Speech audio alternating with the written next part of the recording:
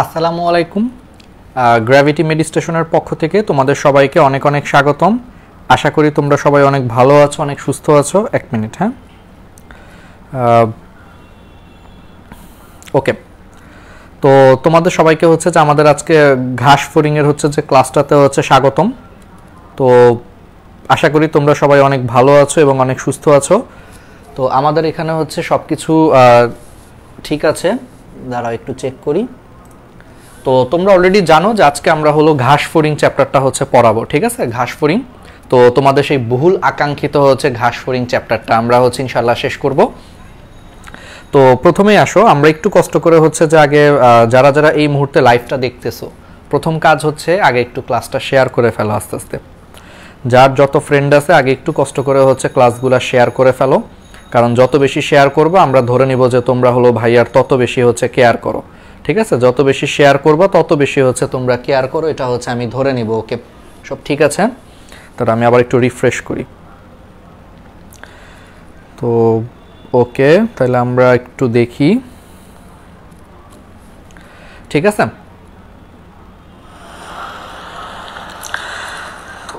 তো সবাই এই মুহূর্তে হচ্ছে ভিডিওটা সবার সাথে হচ্ছে একটু শেয়ার করো, যার যত ফ্রেন্ড আছে ফ্রেন্ডদের সাথে হচ্ছে শেয়ার করো। আমি একটু করে দিই। তো তোমরা সবাই একটু ফ্রেন্ডদের সাথে হলো শেয়ার করো, যার যত ফ্রেন্ড আছে। তো আমরা এই মুহূর্তে হচ্ছে যে একটু কষ্ট করে হলো শেয়ার করে দিই, দাঁড়াও, বিভিন্ন গ্রুপগুলোতে হচ্ছে শেয়ার করে দিই। আমার মতো হচ্ছে তোমরা একটু ফোনগুলো হাতে নাও, ফোনগুলো হাতে নিয়ে হচ্ছে বিভিন্ন গ্রুপে হচ্ছে শেয়ার করে দাও।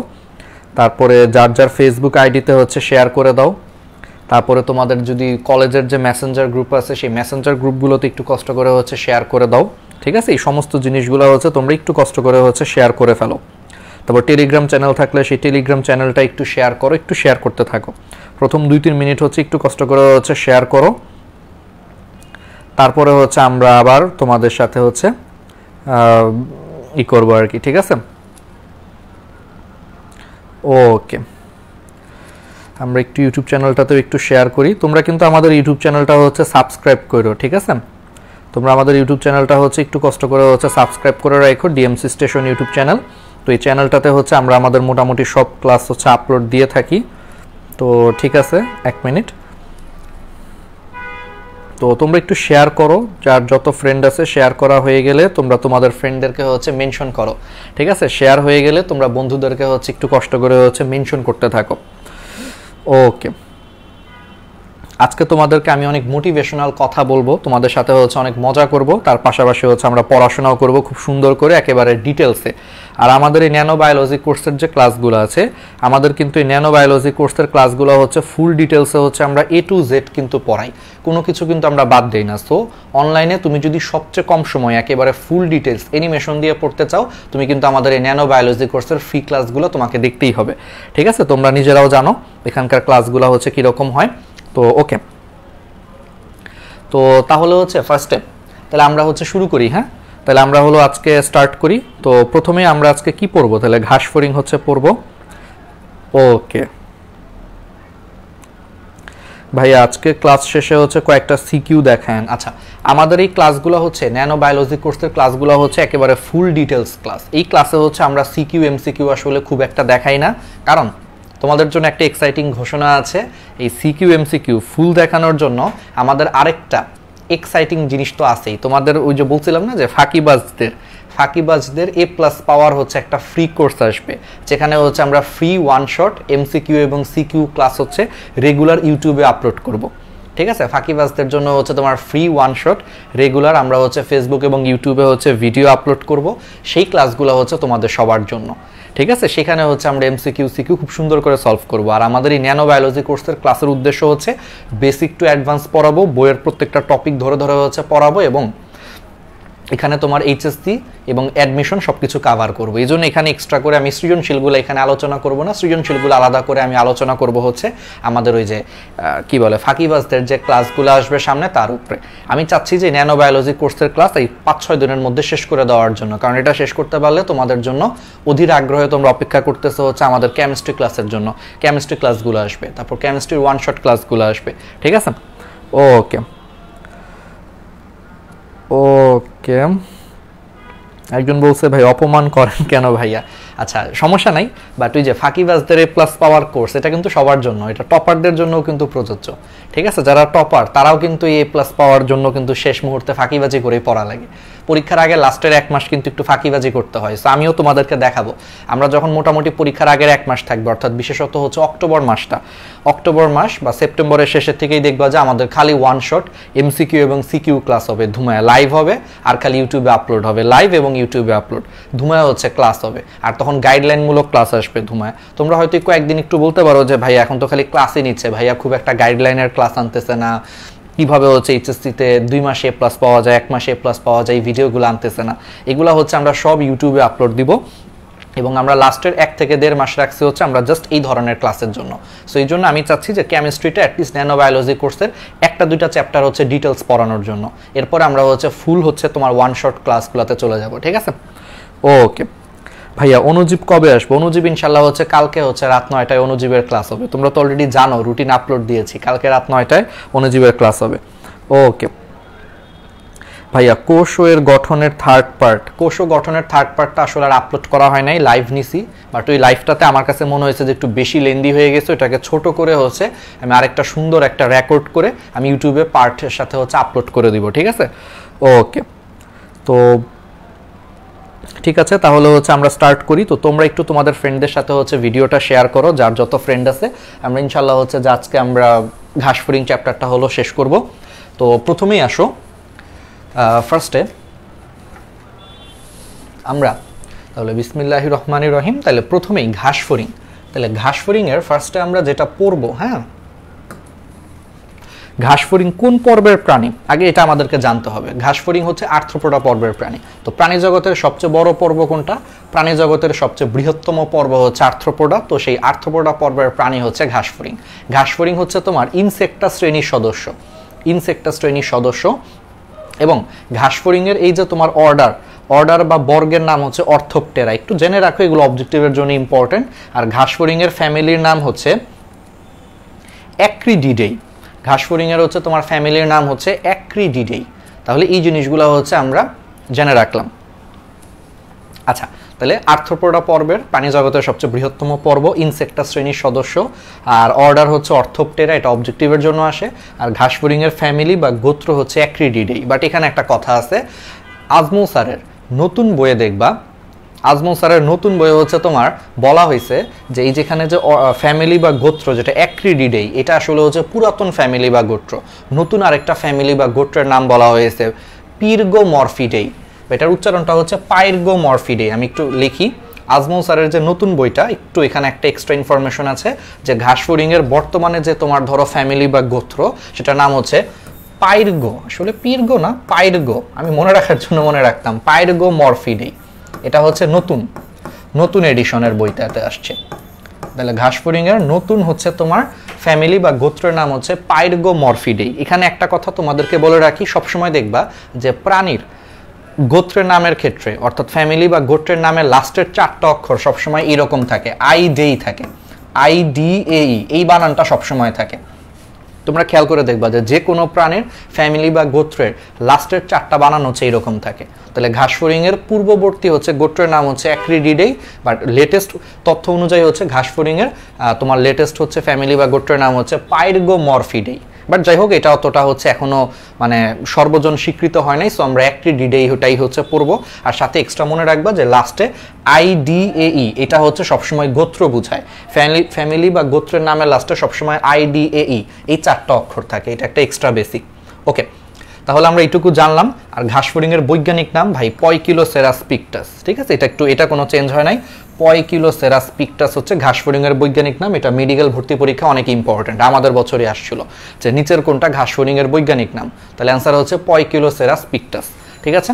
ওকে, তো এখন চলে আসো হচ্ছে তাহলে ঘাসফড়িংয়ের সাধারণ পরিচিতি। বর্তমানে পৃথিবীতে হচ্ছে প্রায় 20,000 প্রজাতির হচ্ছে তোমার ঘাসফড়িং আছে। তাহলে 20,000 প্রজাতির হচ্ছে তোমার ঘাসফড়িং আছে, এবং এর মধ্যে বাংলাদেশে হচ্ছে 20 প্রজাতির ঘাসফড়িংয়ের সন্ধান পাওয়া গেছে। তো মনে রাখাটা খুবই ইজি যে টোটাল পৃথিবীতে আছে হচ্ছে 20,000, বাংলাদেশে আসে হচ্ছে 20 প্রজাতির ঘাসফড়িং আছে। তো ঘাসফড়িং নাম শুনে বুঝতেছে এরা হচ্ছে ঘাস লতাপাতা খেয়ে হচ্ছে বেঁচে থাকে, ঠিক আছে? এরা ঘাস বা লতা পাতা খেয়ে বেঁচে থাকে, অর্থাৎ এরা হলো তৃণভোজী বা হার্বিভোরাস। হার্বিভোরাস কথাটা আসছে হার্ব থেকে। আমি তোমাদেরকে পড়াইছিলাম না যে উদ্ভিদকে হচ্ছে 4টা ভাগে ভাগ করা যায়, বিরুৎ, উপগুল্ম, গুল্ম আর একটা হচ্ছে বৃক্ষ। তো এর মধ্যে বিরুৎ বা ঘাস জাতীয় যে উদ্ভিদগুলো আছে সেগুলোকে ইংলিশে বলা হয় হার্বস। তাহলে হার্বস মানে হচ্ছে বিরুৎ, তাহলে সেখান থেকে আসছে হার্বিভোরাস। হার্বিভোরাস কথাটার মানে হচ্ছে যারা তৃণভোজী বা ঘাস খেয়ে বেঁচে থাকে, ঘাস লতাপাতা খেয়ে বেঁচে থাকে, ওদেরকে হার্বিভোরাস বা তৃণভোজী বা শাকাশী বলা হয়। ওকে, এখন ঘাস ফড়িংয়ের কিছু কিছু প্রজাতি হচ্ছে তোমার বাদামি বর্ণের এবং এগুলো হচ্ছে পঙ্গপাল নামে পরিচিত। আচ্ছা, একটা ইম্পর্টেন্ট ইনফরমেশন দিই, ঘাস ফড়িংয়ের কিছু কিছু প্রজাতি হচ্ছে তোমার হালকা বাদামি বর্ণের এবং এরা হচ্ছে পঙ্গপাল নামে পরিচিত। আচ্ছা, পঙ্গপাল জিনিসটা কি? পঙ্গপাল হচ্ছে মাঝে মাঝে কিছু প্রজাতির ঘাস ফড়িং হচ্ছে সংখ্যায় অনেক থাকে, মানে অনেকগুলা ঘাস ফড়িং বা ঘাস ফড়িংয়ের কিছু প্রজাতি সংখ্যায় অনেকগুলা থেকে তারা একত্রে হচ্ছে এক জায়গা থেকে আরেক জায়গায় হচ্ছে মাইগ্রেট করে। তোমরা করোনার সময় একটা নিউজ শুনবা, করোনার সময় মনে হয় 2020 সালের দিকে একবার একটা নিউজ আসছিল যে আফ্রিকাতে হচ্ছে পঙ্গপালের আক্রমণে হচ্ছে আফ্রিকার কোটি কোটি টাকার হচ্ছে ফসল নষ্ট হয়ে গেছে। কথাটা কিন্তু সত্যি। গ্রীষ্মমণ্ডলীয় যে কোনো এলাকার জন্য পঙ্গপাল কিন্তু একটা আতঙ্কের নাম। কেন? কারণ এগুলো হচ্ছে এক প্রজাতির ঘাস ফড়িং যারা হচ্ছে সংখ্যায় কয়েক লক্ষ থাকতে পারে এবং সেই কয়েক লক্ষ ঘাস ফড়িং একসাথে মুভ করতেছে। তুমি ইমাজিন করো, ধরো তোমার আশেপাশের কোনো একটা জায়গা থেকে কয়েক লাখ ঘাস ফড়িং একসাথে এসে মনে করো তোমার খেতে আসছে। ধরো তোমার একটা জমি আছে, তুমি সেখানে হচ্ছে চাষাবাদ করো, তাহলে তোমার জমিতে যদি হঠাৎ করে কয়েক লাখ ঘাস ফড়িং আসে তাহলে কিন্তু এগুলো একদিনের মধ্যে তোমার জমি পুরা খেয়ে শেষ করে ফেলবে। এই জন্য পঙ্গপাল কিন্তু ফসলের জন্য হচ্ছে অত্যন্ত ক্ষতিকর। ঠিক আছে, কারণ এটা কয়েক লাখ পঙ্গপাল হচ্ছে একসাথে মিলে আক্রমণ করে। এই জন্য ঘাস ফড়িং এর একটা প্রজাতির নাম হচ্ছে পঙ্গপাল। আর পঙ্গপালকে ইংলিশে লোকাস্ট বলা হয়, এটা একটু ইম্পর্টেন্ট, জেনে রাখো, লোকাস্ট। এটা দিয়ে একটা মজার কাহিনী আছে, হঠাৎ করে আমার মনে পড়ছে। তো এই পঙ্গপাল যখন পাকিস্তানে আক্রমণ করছে, বুঝছো, তো আমার এটা সত্যি ঘটনা, এটা মিথ্যা কিন্তু না, এটা একটা মজার জিনিস। 2020 সালে যখন আফ্রিকা থেকে পঙ্গপালগুলো আস্তে আস্তে হচ্ছে তোমার ভারত মহাসাগর হয়ে যখন হচ্ছে পাকিস্তানে আসছে, পাকিস্তানের কৃষকরা কি করছে, তারা হচ্ছে পঙ্গপালগুলোকে হচ্ছে ধরে ধরে সেই পঙ্গপালগুলারে হচ্ছে তারা খাদ্য হিসেবে বিক্রি করছে। কিসের কাছে? হাঁস মুরগির খাবার হিসেবে। কারণ এই পঙ্গপালগুলা কি ধরনের জিনিস? ঘাস ফড়িং। আর ঘাস ফড়িং মানেই কিন্তু এখানে প্রচুর পরিমাণে প্রোটিন আছে। তো তারা এই পঙ্গপালগুলারে ধইরা উল্টারও তারা পঙ্গপালকে হচ্ছে বিক্রি করে দিছে কিসের কাছে? হাঁস মুরগির খাবার হিসেবে। তো এটা দেখা গেছে যে প্রোটিন জাতীয় খাবার খেয়ে হচ্ছে হাঁস মুরগিরও হচ্ছে অনেক ভালো বৃদ্ধি হয়েছে। এটা পাকিস্তানে করছিল আর কি, এবং এটা অনেক ইফেক্টিভ হয়েছে। মানে এটা অনেক ইফেক্টিভ প্রক্রিয়া, পরে এটা ওয়ার্ল্ডের আরো অনেক দেশ অনুসরণ করছে। মানে মানুষজন আগে বুঝতো না যে কি বলে ঘাস ফড়িং ধরে লাভটা কি, বাট পাকিস্তান সরকার মনে হয় মোস্ট প্রবলেম, আমার যতটুকু মনে আছে, ওরা একটা প্রাইজ ঘোষণা করছিল 2020-এর দিকে মনে হয়, একটা প্রাইজ ঘোষণা করছে যেরকম পঙ্গপালগুলোকে ধরে সরকারি এতে জমা দিতে পারলে এত করে টাকা দিবে। তো মানুষজন পাগলের মতো হচ্ছে পঙ্গপাল ধরছে, পরে সেই পঙ্গপালগুলোরে হচ্ছে হাঁস মুরগির খাবার হিসেবে ইউজ করে সব দিক দিয়ে লাভ হয়েছে এবং একদিক দিয়ে পঙ্গপালও কমে গেছে। কারণ মানুষ টাকার জন্য হচ্ছে সব পঙ্গপাল ধরা শুরু করছে। ধরো এখন যদি বাংলাদেশ সরকারও যদি তোমাদের বলে যে এই মুহূর্তে বাংলাদেশে কয়েক লাখ পঙ্গপাল আছে, তোমরা হচ্ছে সেই পঙ্গপাল গুলারে ধরতে পারলে প্রতি কেজি পঙ্গপালের জন্য তোমাদের 1000 করে টাকা দিবে। কথার কথা যদি ঘোষণা দেয়, বাংলাদেশেরও দেখবে যে সব মানুষ সব কাজ ফালায় হচ্ছে পঙ্গপাল ধরার পিছনে চলে যাবে। ব্যাপারটা এরকম। সো এটা সব দিক দিয়ে লাভ আর কি। যে এটা একটা মজার ইনসিডেন্ট ছিল। ওকে, তাহলে এখন আবার আমরা চলে আসি প্রতিকূল আবহাওয়ায়, অর্থাৎ প্রতিকূল অবস্থায় হচ্ছে ঘাস ফড়িং দিনে প্রায় 15 কিলোমিটার পর্যন্ত যেতে পারে। তাহলে প্রতিকূল আবহাওয়াতে হচ্ছে ঘাস ফড়িং দিনে হচ্ছে প্রায় 15 কিলোমিটার পর্যন্ত হচ্ছে যেতে পারে। আচ্ছা, এখন আসা হচ্ছে ঘাস ফড়িং কেন ইনসেক্টা শ্রেণীর সদস্য? ইনসেক্টা বা হচ্ছে তোমার পতঙ্গ শ্রেণীর সদস্য কেন? কারণ হচ্ছে ঘাস ফড়িং এর বডি হচ্ছে তোমার 3 খণ্ডে বিভক্ত, মস্তক, বক্ষ এবং উদর।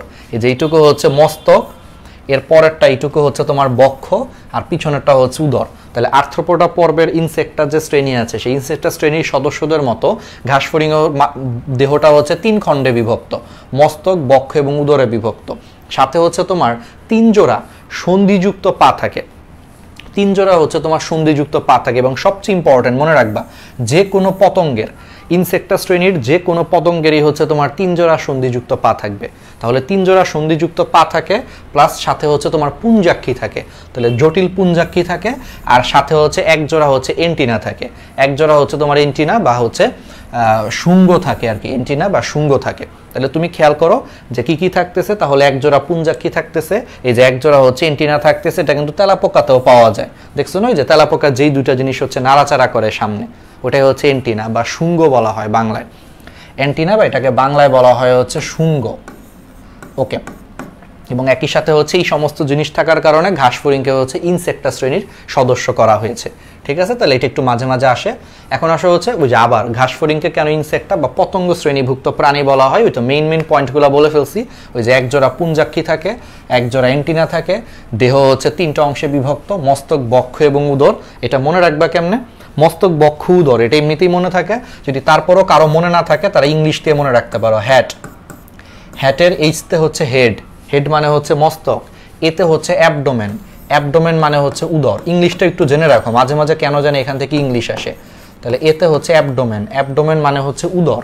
আর টিতে হচ্ছে তোমার থোরাক্স, টিতে হচ্ছে তোমার থোরাক্স, থোরাক্স মানে হচ্ছে বক্ষ। তাহলে হ্যাট মানে হেড, অ্যাবডোমেন, থোরাক্স বা মস্তক, বক্ষ এবং উদরে হচ্ছে বিভক্ত। ঠিক আছে, এবং অন্যান্য পতঙ্গের মতো ঘাসফড়িংয়েরও হচ্ছে তোমার দেহ হচ্ছে কাইটিন নির্মিত বহিকঙ্কাল দিয়ে আবৃত। আমরা একটু পরে ডিটেলস পড়বো। তারপর ওই যে 3 জোড়া সন্ধিযুক্ত পা থাকে, আরও হাবিজাবি জিনিস থাকে। ও আচ্ছা, আরেকটা জিনিস ইম্পর্টেন্ট, ঘাসফড়িংয়ের রক্ত সংবহন তন্ত্র কিন্তু মুক্ত রক্ত সংবহন তন্ত্র, এটা খুব ইম্পর্টেন্ট। ঘাসফড়িংয়ের রক্ত সংবহন তন্ত্র হচ্ছে মুক্ত রক্ত সংবহন তন্ত্র বর্তমান, এবং এরা হচ্ছে ম্যালপিজিয়ান নালিকার সাহায্যে রেচন প্রক্রিয়া সম্পন্ন করে।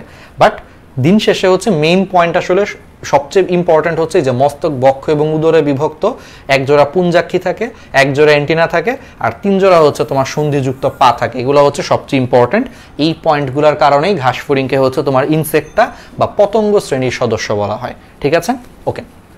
তার মানে আজকে যদি তোমাকে পতঙ্গ বলতে হয়, যে ধরো এখন একটা ছেলে প্রশ্ন করতে পারে যে ভাইয়া তাহলে কি আমাকে পতঙ্গ বলা যাবে? তোমাকে অবশ্যই বলা যাবে যদি তোমার হচ্ছে যে সন্ধিযুক্ত উপাঙ্গ থাকে, তোমার বডিকে 3টা ভাগে ভাগ করা যায়, এবং তোমার যদি পুঞ্জাক্ষী এবং এন্টিনা থাকে। কেন বললাম, একবার হচ্ছে একটা কোচিংয়ে ক্লাস নেওয়ার সময়, এটা আরও 2-3 বছর আগে, ক্লাস নেওয়ার সময় একটা দুষ্ট ছেলে হঠাৎ করে বলছে যে ভাই আমারও তো উপাঙ্গ আছে। উপাঙ্গ বলতে হাত পা বোঝায়, তো ভাই আমাদেরও তো উপাঙ্গ আছে, তাহলে আমরা কেন হচ্ছে পতঙ্গ শ্রেণীর সদস্য না?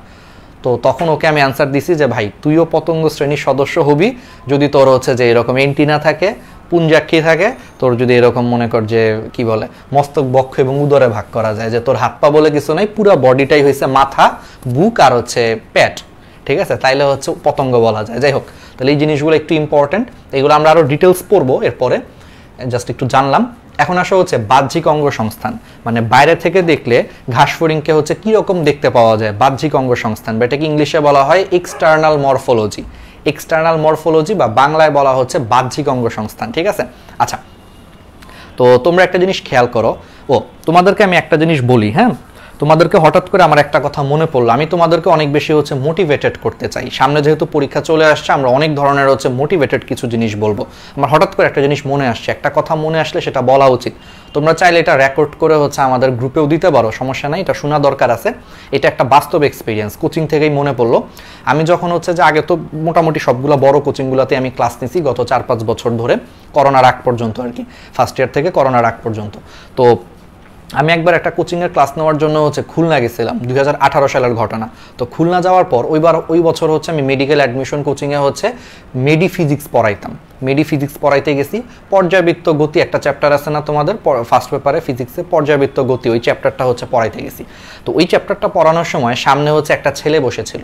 তো সেই ছেলেটা হচ্ছে আমাকে একটু পরপরই হচ্ছে মানে মোটামুটি ভালোই রেসপন্স করতেছে, আমি যেই প্রশ্নটা বলতেছি মোটামুটি ভালোই পারতেছে। তো তোমরা তো জানো যে মেডিকেলের জন্য ফিজিক্স কিন্তু একবারে পান্তাভাত ফিজিক্স। পান্তাভাত ফিজিক্স বলতে হচ্ছে সূত্র থেকে প্রশ্ন আসে, যে তোমার কি বলে যে এটাকে দ্বিগুণ বর্ধিত করলো এটা কত গুণ হবে, এটাকে 5 গুণ করলো এটা কত গুণ হবে, সমানুপাতিক নাকি ব্যস্তানুপাতিক, এরকম হাবিজাবি প্রশ্ন আসে। তো এগুলো পড়ানোর সময় হঠাৎ করে বলতেছে যে ভাই আমার একটা ম্যাথে প্রবলেম আছে। তো আমি ওকে জিজ্ঞেস করলাম কি ধরনের ম্যাথে প্রবলেম আছে একটু বলো। ও হচ্ছে আমাকে একটা ম্যাথ দেখাইলো। তো আমি দেখলাম কি যে এই ম্যাথটা আসলে হচ্ছে বুয়েটে আসার মতো ম্যাথ। আমি তো পুরো হতাশ হয়ে গেলাম। আমি বললাম কি দেখো যে এই ধরনের ম্যাথ হচ্ছে তোমার পরীক্ষায় কখনোই আসবে না, ঠিক আছে, এটা কখনোই তোমাদের পরীক্ষায় আসবে না। সো এটা এত প্রেশার নেওয়ার কিছু নাই, তোমরা হচ্ছে যে বসে পড়ো। বা যাই হোক, বাট ছেলেটা মনে করে এমন একটা ভাব করলো, ভাবতেছে যে ভাইয়া মনে হয় পারে না, ঠিক আছে, ভাইয়ারা হচ্ছে যে আটকায় দিছে, এরকম ভাইবা ওটা বিজয়ের হাসি দিয়ে হচ্ছে বসছে।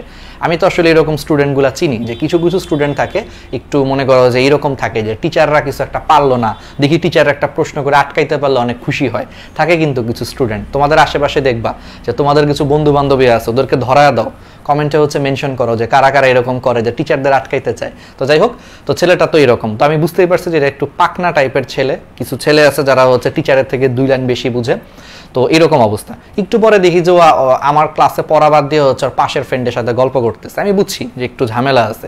তো যাই হোক, পরে আমি আর কিছু বলি নাই, কারণ একদিন আসলে ক্লাস নিতে গেছি ঢাকার বাইরে, মনে করো খুলনায়, হয়তো পরে আর কবে যাওয়াও হবে না, হুদাই আসলে এখানে কাউকে বকতে ইচ্ছা করে না আসলে ওই দিন। তো ওকে ফাইন, কিছু বলি নাই। তো এই ঘটনার ঠিক 1 বছর পরে আমি ওই সেম কোচিংয়ের সেম ব্রাঞ্চে ক্লাস নিতে গেছি।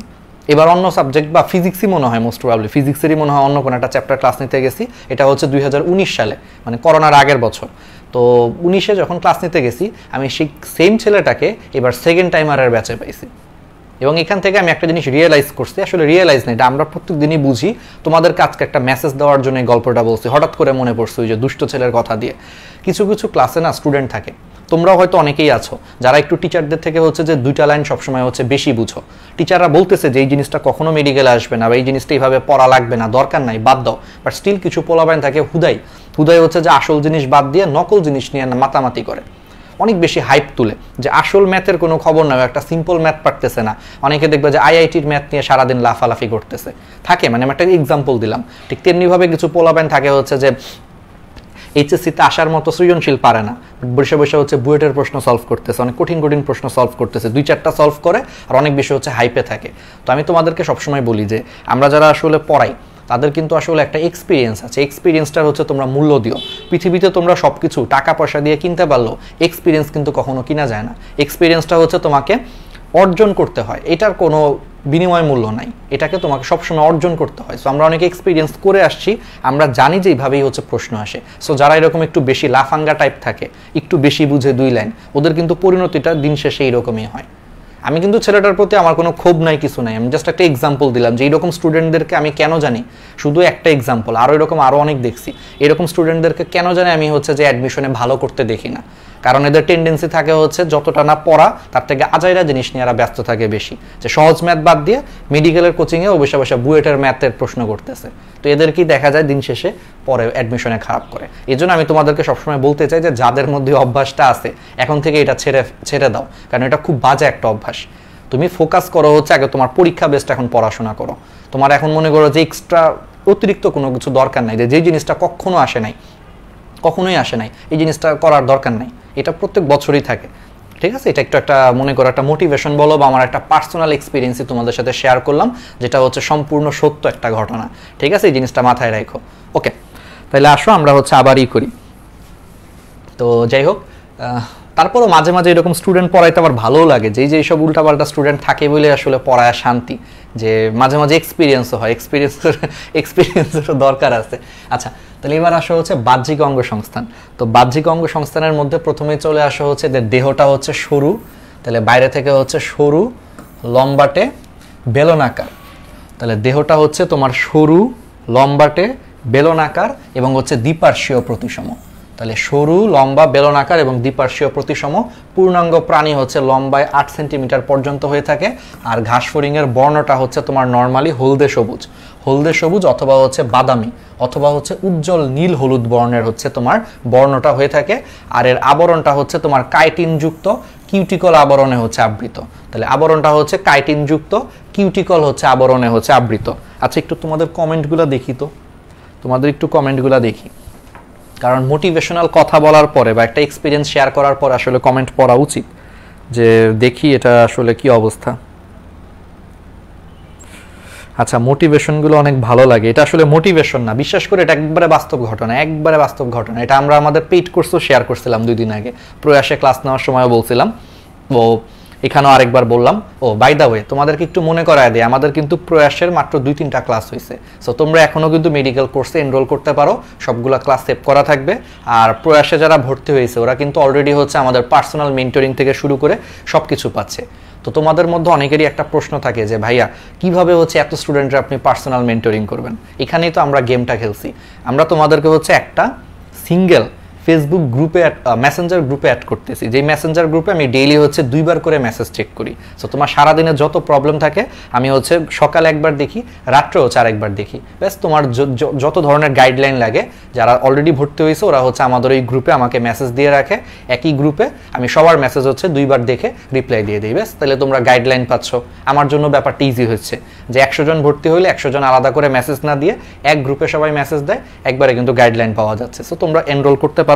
আর আমি কিন্তু কথাটা হচ্ছে যতটা না মোটিভেশনের জন্য বলছি, এটা বাস্তব কথা, এটা আমাদের আশেপাশে অনেক স্টুডেন্ট আছে। সো তোমরা এই জিনিসটা করো না ভাই। আগে হচ্ছে যে যান বাঁচানো ফরজ, চান্স পাওয়াটা হচ্ছে তোমাদের জন্য এখন ফরজ, আগে সেইটা নিয়ে চিন্তা করো। এক্সট্রা পড়াটা অনেক পরে। তোমার কাছে যদি মনে হয় যে হ্যাঁ তুমি এখন সব পারো, ভাই আমি সব পড়ে ফেলছি, মানে আমার আর পড়ার কোনো বাকি নাই, আমি মনে করেন যে ভাই আইনস্টাইনের উপরে দিয়ে যদি কেউ থাকে আমি সেটা হয়ে গেছি, তাইলে তুমি তখন সেই ক্ষেত্রে এরকম করতে পারো। বাট আমার মনে হয় যে আইনস্টাইনের উপরে গেছো এরকম মানুষ খুব কমই আছে। সো আমি ধরে নিচ্ছি যে বাকিরা সবাই হচ্ছে আমার মতো নর্মাল মানুষ।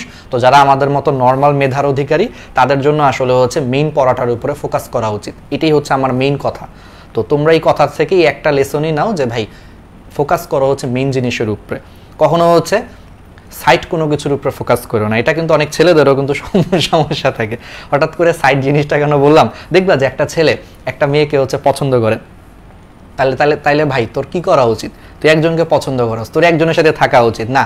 দেখবা কিছু কিছু ছেলে আছে ওই একটা মেয়ের পাশাপাশি আরও দেখবা যে 2টা মেয়ের দিকে হচ্ছে তাকায় বসে আছে। সমস্যাটা হচ্ছে এখানেই হয়। আবার কিছু কিছু মেয়েও আছে, মেয়েরা খুশি হওয়ার কারণ নাই, কিছু কিছু মেয়েও আছে সেম, যে একজনের ভালো লাগছে ভাই তার দিকে তাহলে তুই থাক, তার জন্য তুই ফোকাস কর না, এরও লাগবে আবার আশেপাশেও 1-2টা না হইলে আর চলে না। তো যারা এরকম হয় দিন শেষে যারা আসলে কোনোটাই পায় না, আসলটাও পায় না নকলটাও পায় না। সো এরকম স্টুডেন্টদেরও একই অবস্থা। এটাই হচ্ছে সবচেয়ে সেরা মোটিভেশন, যে যারা হচ্ছে মেডিকেল ক্লাসে ইঞ্জিনিয়ারিংয়ের পড়া পড়ে, আবার যারা ইঞ্জিনিয়ারিংয়ের ক্লাসে মেডিকেলের পড়া পড়ে, ওদের আসলে কোনোটাই হয় না, না মেডিকেল হয় না ইঞ্জিনিয়ারিং হয়, কাউরেই পায় না, দিন শেষে হচ্ছে ছ্যাঁকা খেয়ে হচ্ছে ব্যাকা হয়ে যায়, দেবদাস হয়ে যায়, বুঝছো?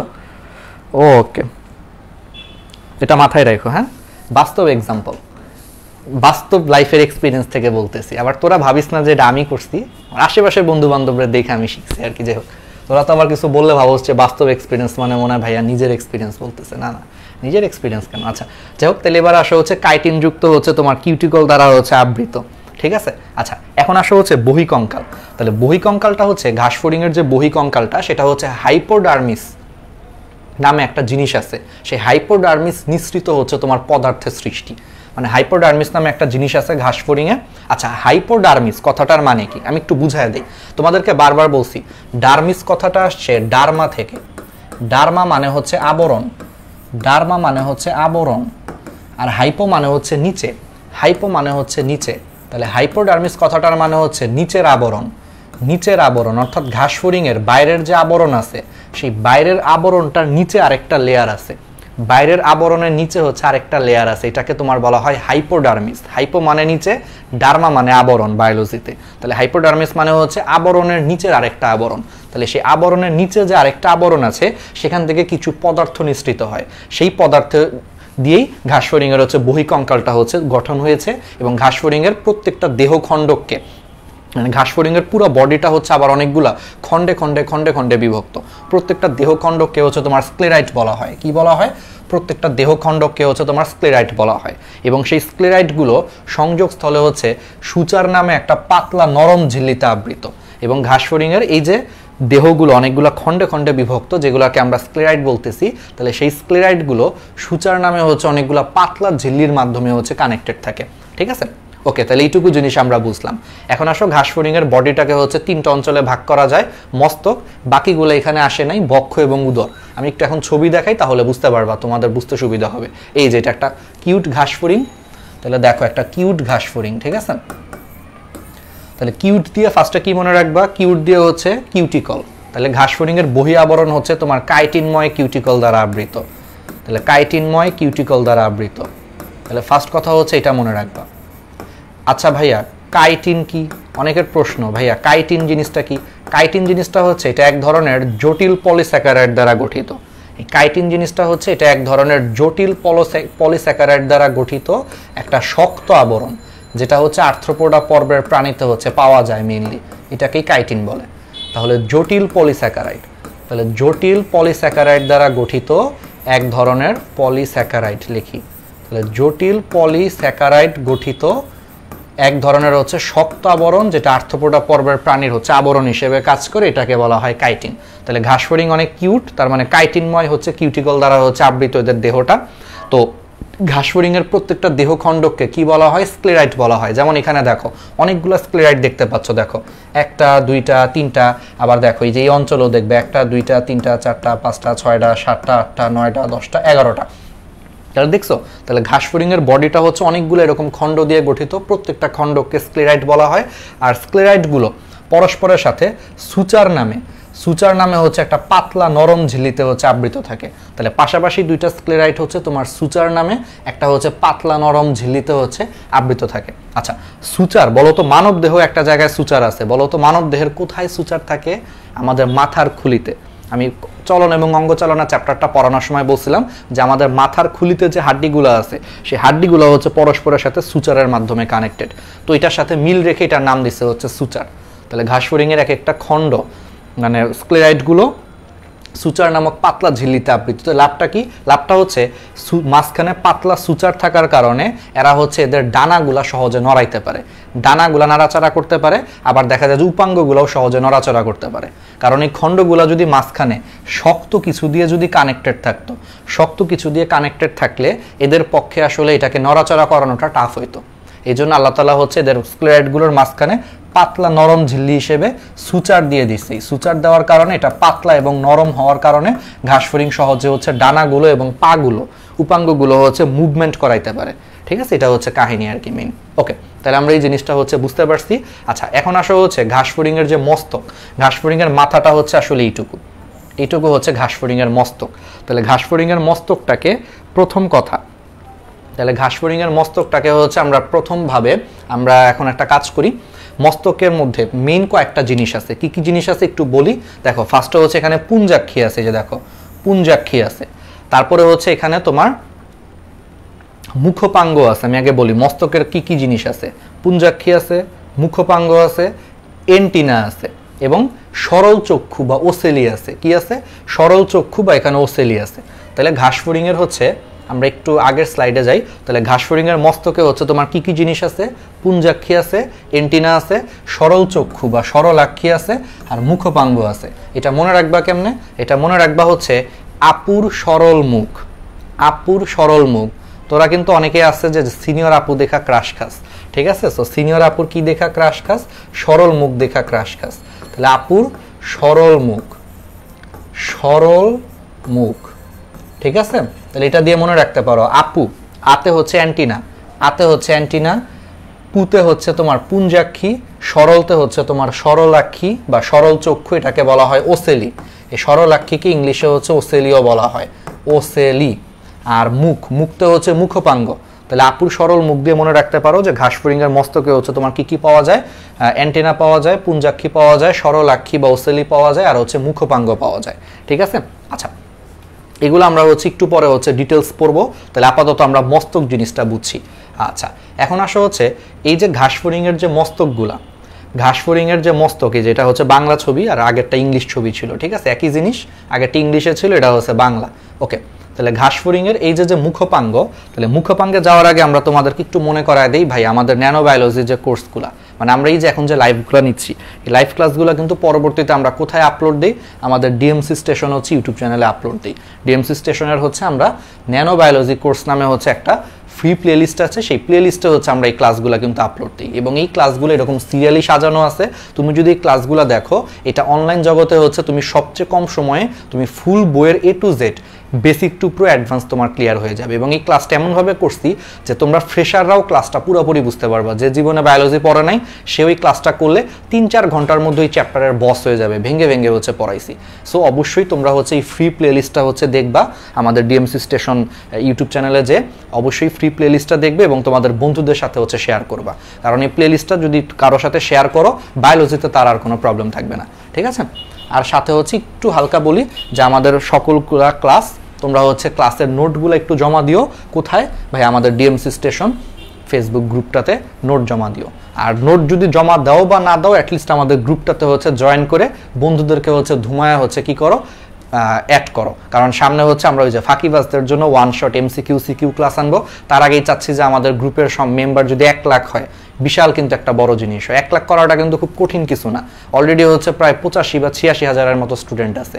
1 লাখ করতে গেলে কিন্তু খুব বেশি লাগে না, 14,000। তোমরা একটু ধুমায় কয়েকদিন ইনভাইট দাও, 1 সপ্তাহ ইনভাইট দিলেই কিন্তু হয়ে যাবে। তাহলে দেখা যাবে যে আমাদের ওয়ান শট MCQ CQ ক্লাসের আগে 1 লাখ মেম্বার হলে ব্যাপারটা একটু বেশ সেলিব্রেশনের একটা ব্যাপার। আর আমাদের এমনি 2টা কোর্স রানিং আছে, তোমরা জানো যে প্রয়াস 2.0, এটা হচ্ছে HSC 22 এবং 21-এর হচ্ছে সেকেন্ড টাইমারদের জন্য কোর্স। এই কোর্সটাতে সব কিছুই থাকবে, তোমার অ্যানিমেটেড ক্লাস থাকবে, দাগানো বইয়ের লাইন বাই লাইন পড়াচ্ছি, PDF থাকতেছে, লেকচার নোট থাকতেছে, কি বলে MCQ এক্সাম থাকতেছে, অনলাইন অফলাইন এক্সাম সবই থাকতেছে। বাট সবচেয়ে ইম্পর্টেন্ট এগুলোর পাশাপাশি হচ্ছে পার্সোনাল মেন্টরিং থাকতেছে। তোমাদেরকে নিয়ে হচ্ছে যে আমরা একটা স্পেশাল মেসেঞ্জার গ্রুপ খুলতেছি, সেই গ্রুপে হচ্ছে আমি দিনে হচ্ছে 2বার করে হচ্ছে মেসেজগুলো সবারটা চেক করি। সো তুমি সবসময় হচ্ছে আপ টু ডেট, তুমি আমার কাছ থেকে কিন্তু গাইডলাইন পাচ্ছ। এমনকি শুধু মেসেজের বাইরেও দেখা যায় যে পেইড কোর্সের পোলাপাইন আমার মেসেজ দেয়, 2-4 জন মেসেজের বাইরেও মেসেজ দেয়, ওদেরকে তাও আমি রিপ্লাই দিই, কোনো সমস্যা নাই। সো তুমি কিন্তু আলটিমেটলি সবসময় পার্সোনাল মেন্টরিংয়ে থাকতে পারতেছো। আর এরকম পার্সোনাল মেন্টরিংয়ে থাকলে তোমারই কিন্তু আলটিমেটলি জীবন যুদ্ধে এগিয়ে যাইতে হচ্ছে ইজি হবে, ঠিক আছে? তো অবশ্যই হচ্ছে এনরোল করো আমাদের প্রয়াস 2.0 HSC 22 এবং 21-এর যারা আছো, ফুল মেডিকেল কোর্স সব পড়ানো হবে। Physics, chemistry, biology, general knowledge এবং ইংলিশ সব পড়ানো হবে। এর মধ্যে হচ্ছে জিকেটা হচ্ছে আরেকজন ডিএমসিয়ান ভাইয়া ক্লাস নেবে, আর বাকি 4টা জিনিস অর্থাৎ ফিজিক্স, কেমিস্ট্রি, বায়োলজি আর ইংলিশ, এই 4টা হচ্ছে আমি ক্লাস নিব, ঠিক আছে? আর জিকেটা হচ্ছে ওই যে বললাম যে আরেকজন ডিএমসিয়ান ভাই এই ক্লাস নিবে, সো টেনশন করার কারণ নাই। আর সুব্রতা 1.0, এটা হচ্ছে HSC 23-এর একাডেমিক বায়োলজি কোর্স। এখানের ফুল ক্লাস আমি নিব একাডেমিক বায়োলজি। তো এটা একবারে হচ্ছে HSC পরীক্ষা পর্যন্ত, HSC 23-এর। এখানেও তোমাদের পার্সোনাল মেন্টরিং থাকতেছে, সাথে ক্লাস এক্সাম তো থাকতেছেই। তো একটু ডেসক্রিপশনটা চেক করো। আর লাইভ ক্লাস আমরা কই আছি, আমরা হচ্ছে এখন গ্র্যাভিটি মেডিটেশন ফেসবুক পেজে আছি। তো লাইভ ক্লাসটা হচ্ছে তোমরা অবশ্যই এখান থেকে হচ্ছে লাইভ করবা। অবশ্যই হচ্ছে তোমরা এই পেজটা হচ্ছে ফলো দিয়ে রাখবা। অনেকে হচ্ছে তোমরা পেজের নোটিফিকেশন পাও না, নোটিফিকেশন পাওয়ার জন্য তোমরা হচ্ছে ফলো অপশনে যে দেখবা যে নোটিফিকেশন অন করার একটা ব্যবস্থা আছে, বা নোটিফিকেশন পুশ করার একটা ব্যবস্থা আছে। একবারে হাইয়েস্ট পুশে দিয়ে রাখবা, ফেভারিট দিয়ে রাখবা। তাহলে যখনই আমরা লাইভে যাব বা কোনো একটা পোস্ট দিব, সাথে সাথে তুমি পোস্ট পেয়ে যাবা। ওকে, আর অবশ্যই ইউটিউব চ্যানেলটা সাবস্ক্রাইব করো। আচ্ছা, তো এখন যেটা বলতেছিলাম, তাহলে ঘাসফড়িংয়ের হচ্ছে মস্তকটা, তাহলে মস্তকের পার্টটা হচ্ছে এখন আমরা একটু ডিটেলস পড়ি।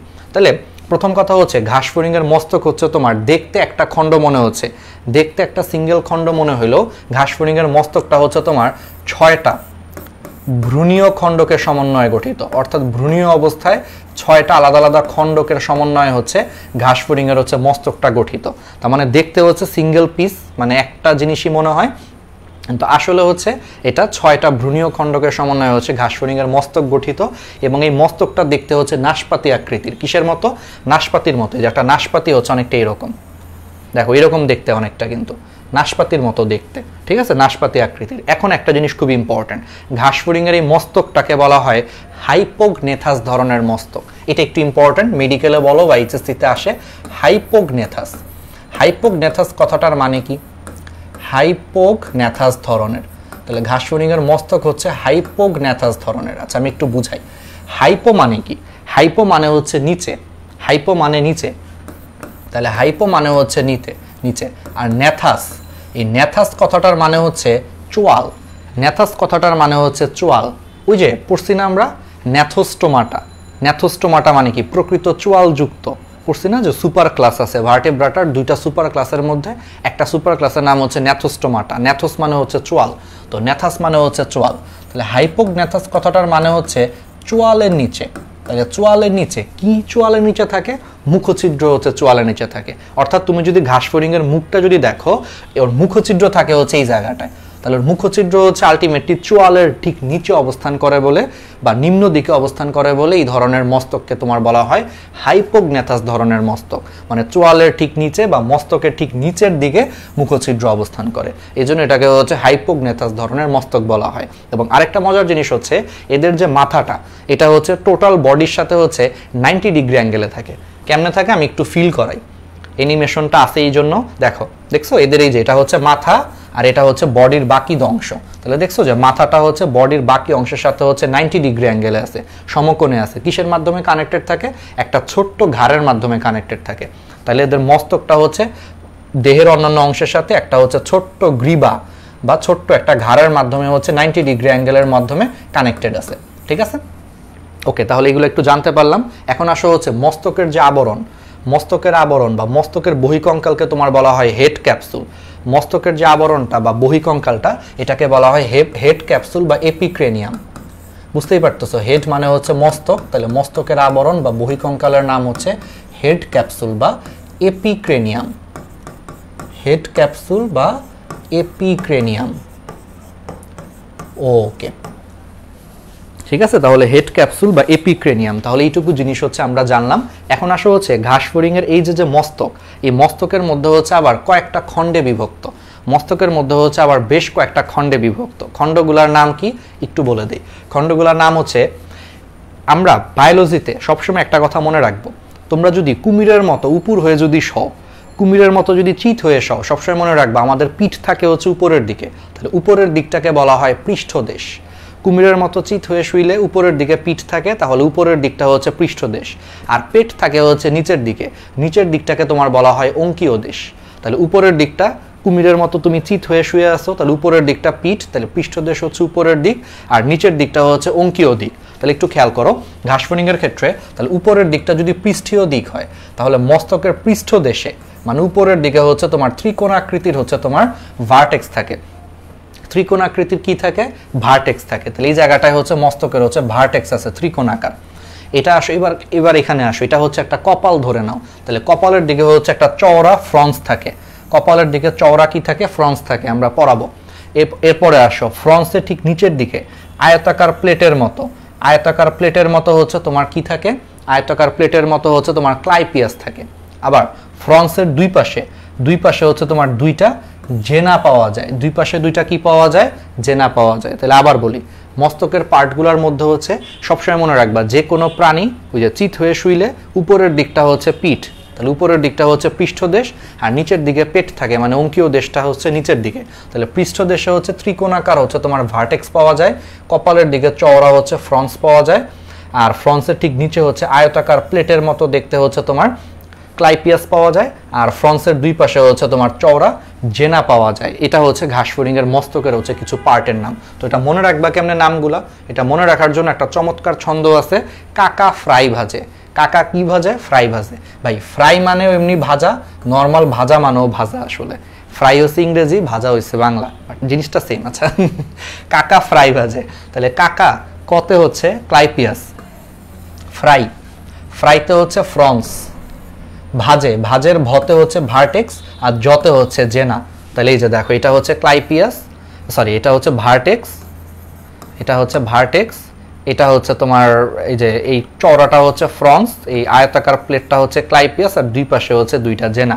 তাহলে এটা হচ্ছে তোমার কাহিনী আর কি। ওকে, এখন আসো হচ্ছে ঘাসফড়িং এর এই জিনিসগুলো তো আমরা পড়লাম। এখন আসো ঘাসফড়িং এর হচ্ছে তোমার আরো কিছু কিছু স্ট্রাকচার থাকে মস্তকের দিকে, পুঞ্জাক্ষী থাকে। তাহলে ঘাসফড়িং এর পুঞ্জাক্ষী হচ্ছে কোন দিকে থাকে, এটা একটু ইম্পর্টেন্ট। তাহলে দেখো ঘাসফড়িং এর মস্তকের দুই পাশে এই পাটটারে কি বলা হয়? পৃষ্ঠদেশ। পৃষ্ঠদেশ বলা হয়, রাইট? কারণ এইমাত্র বুঝাইছি যে কোনো প্রাণীর উপরের দিকটা হচ্ছে পিঠ, পৃষ্ঠদেশ।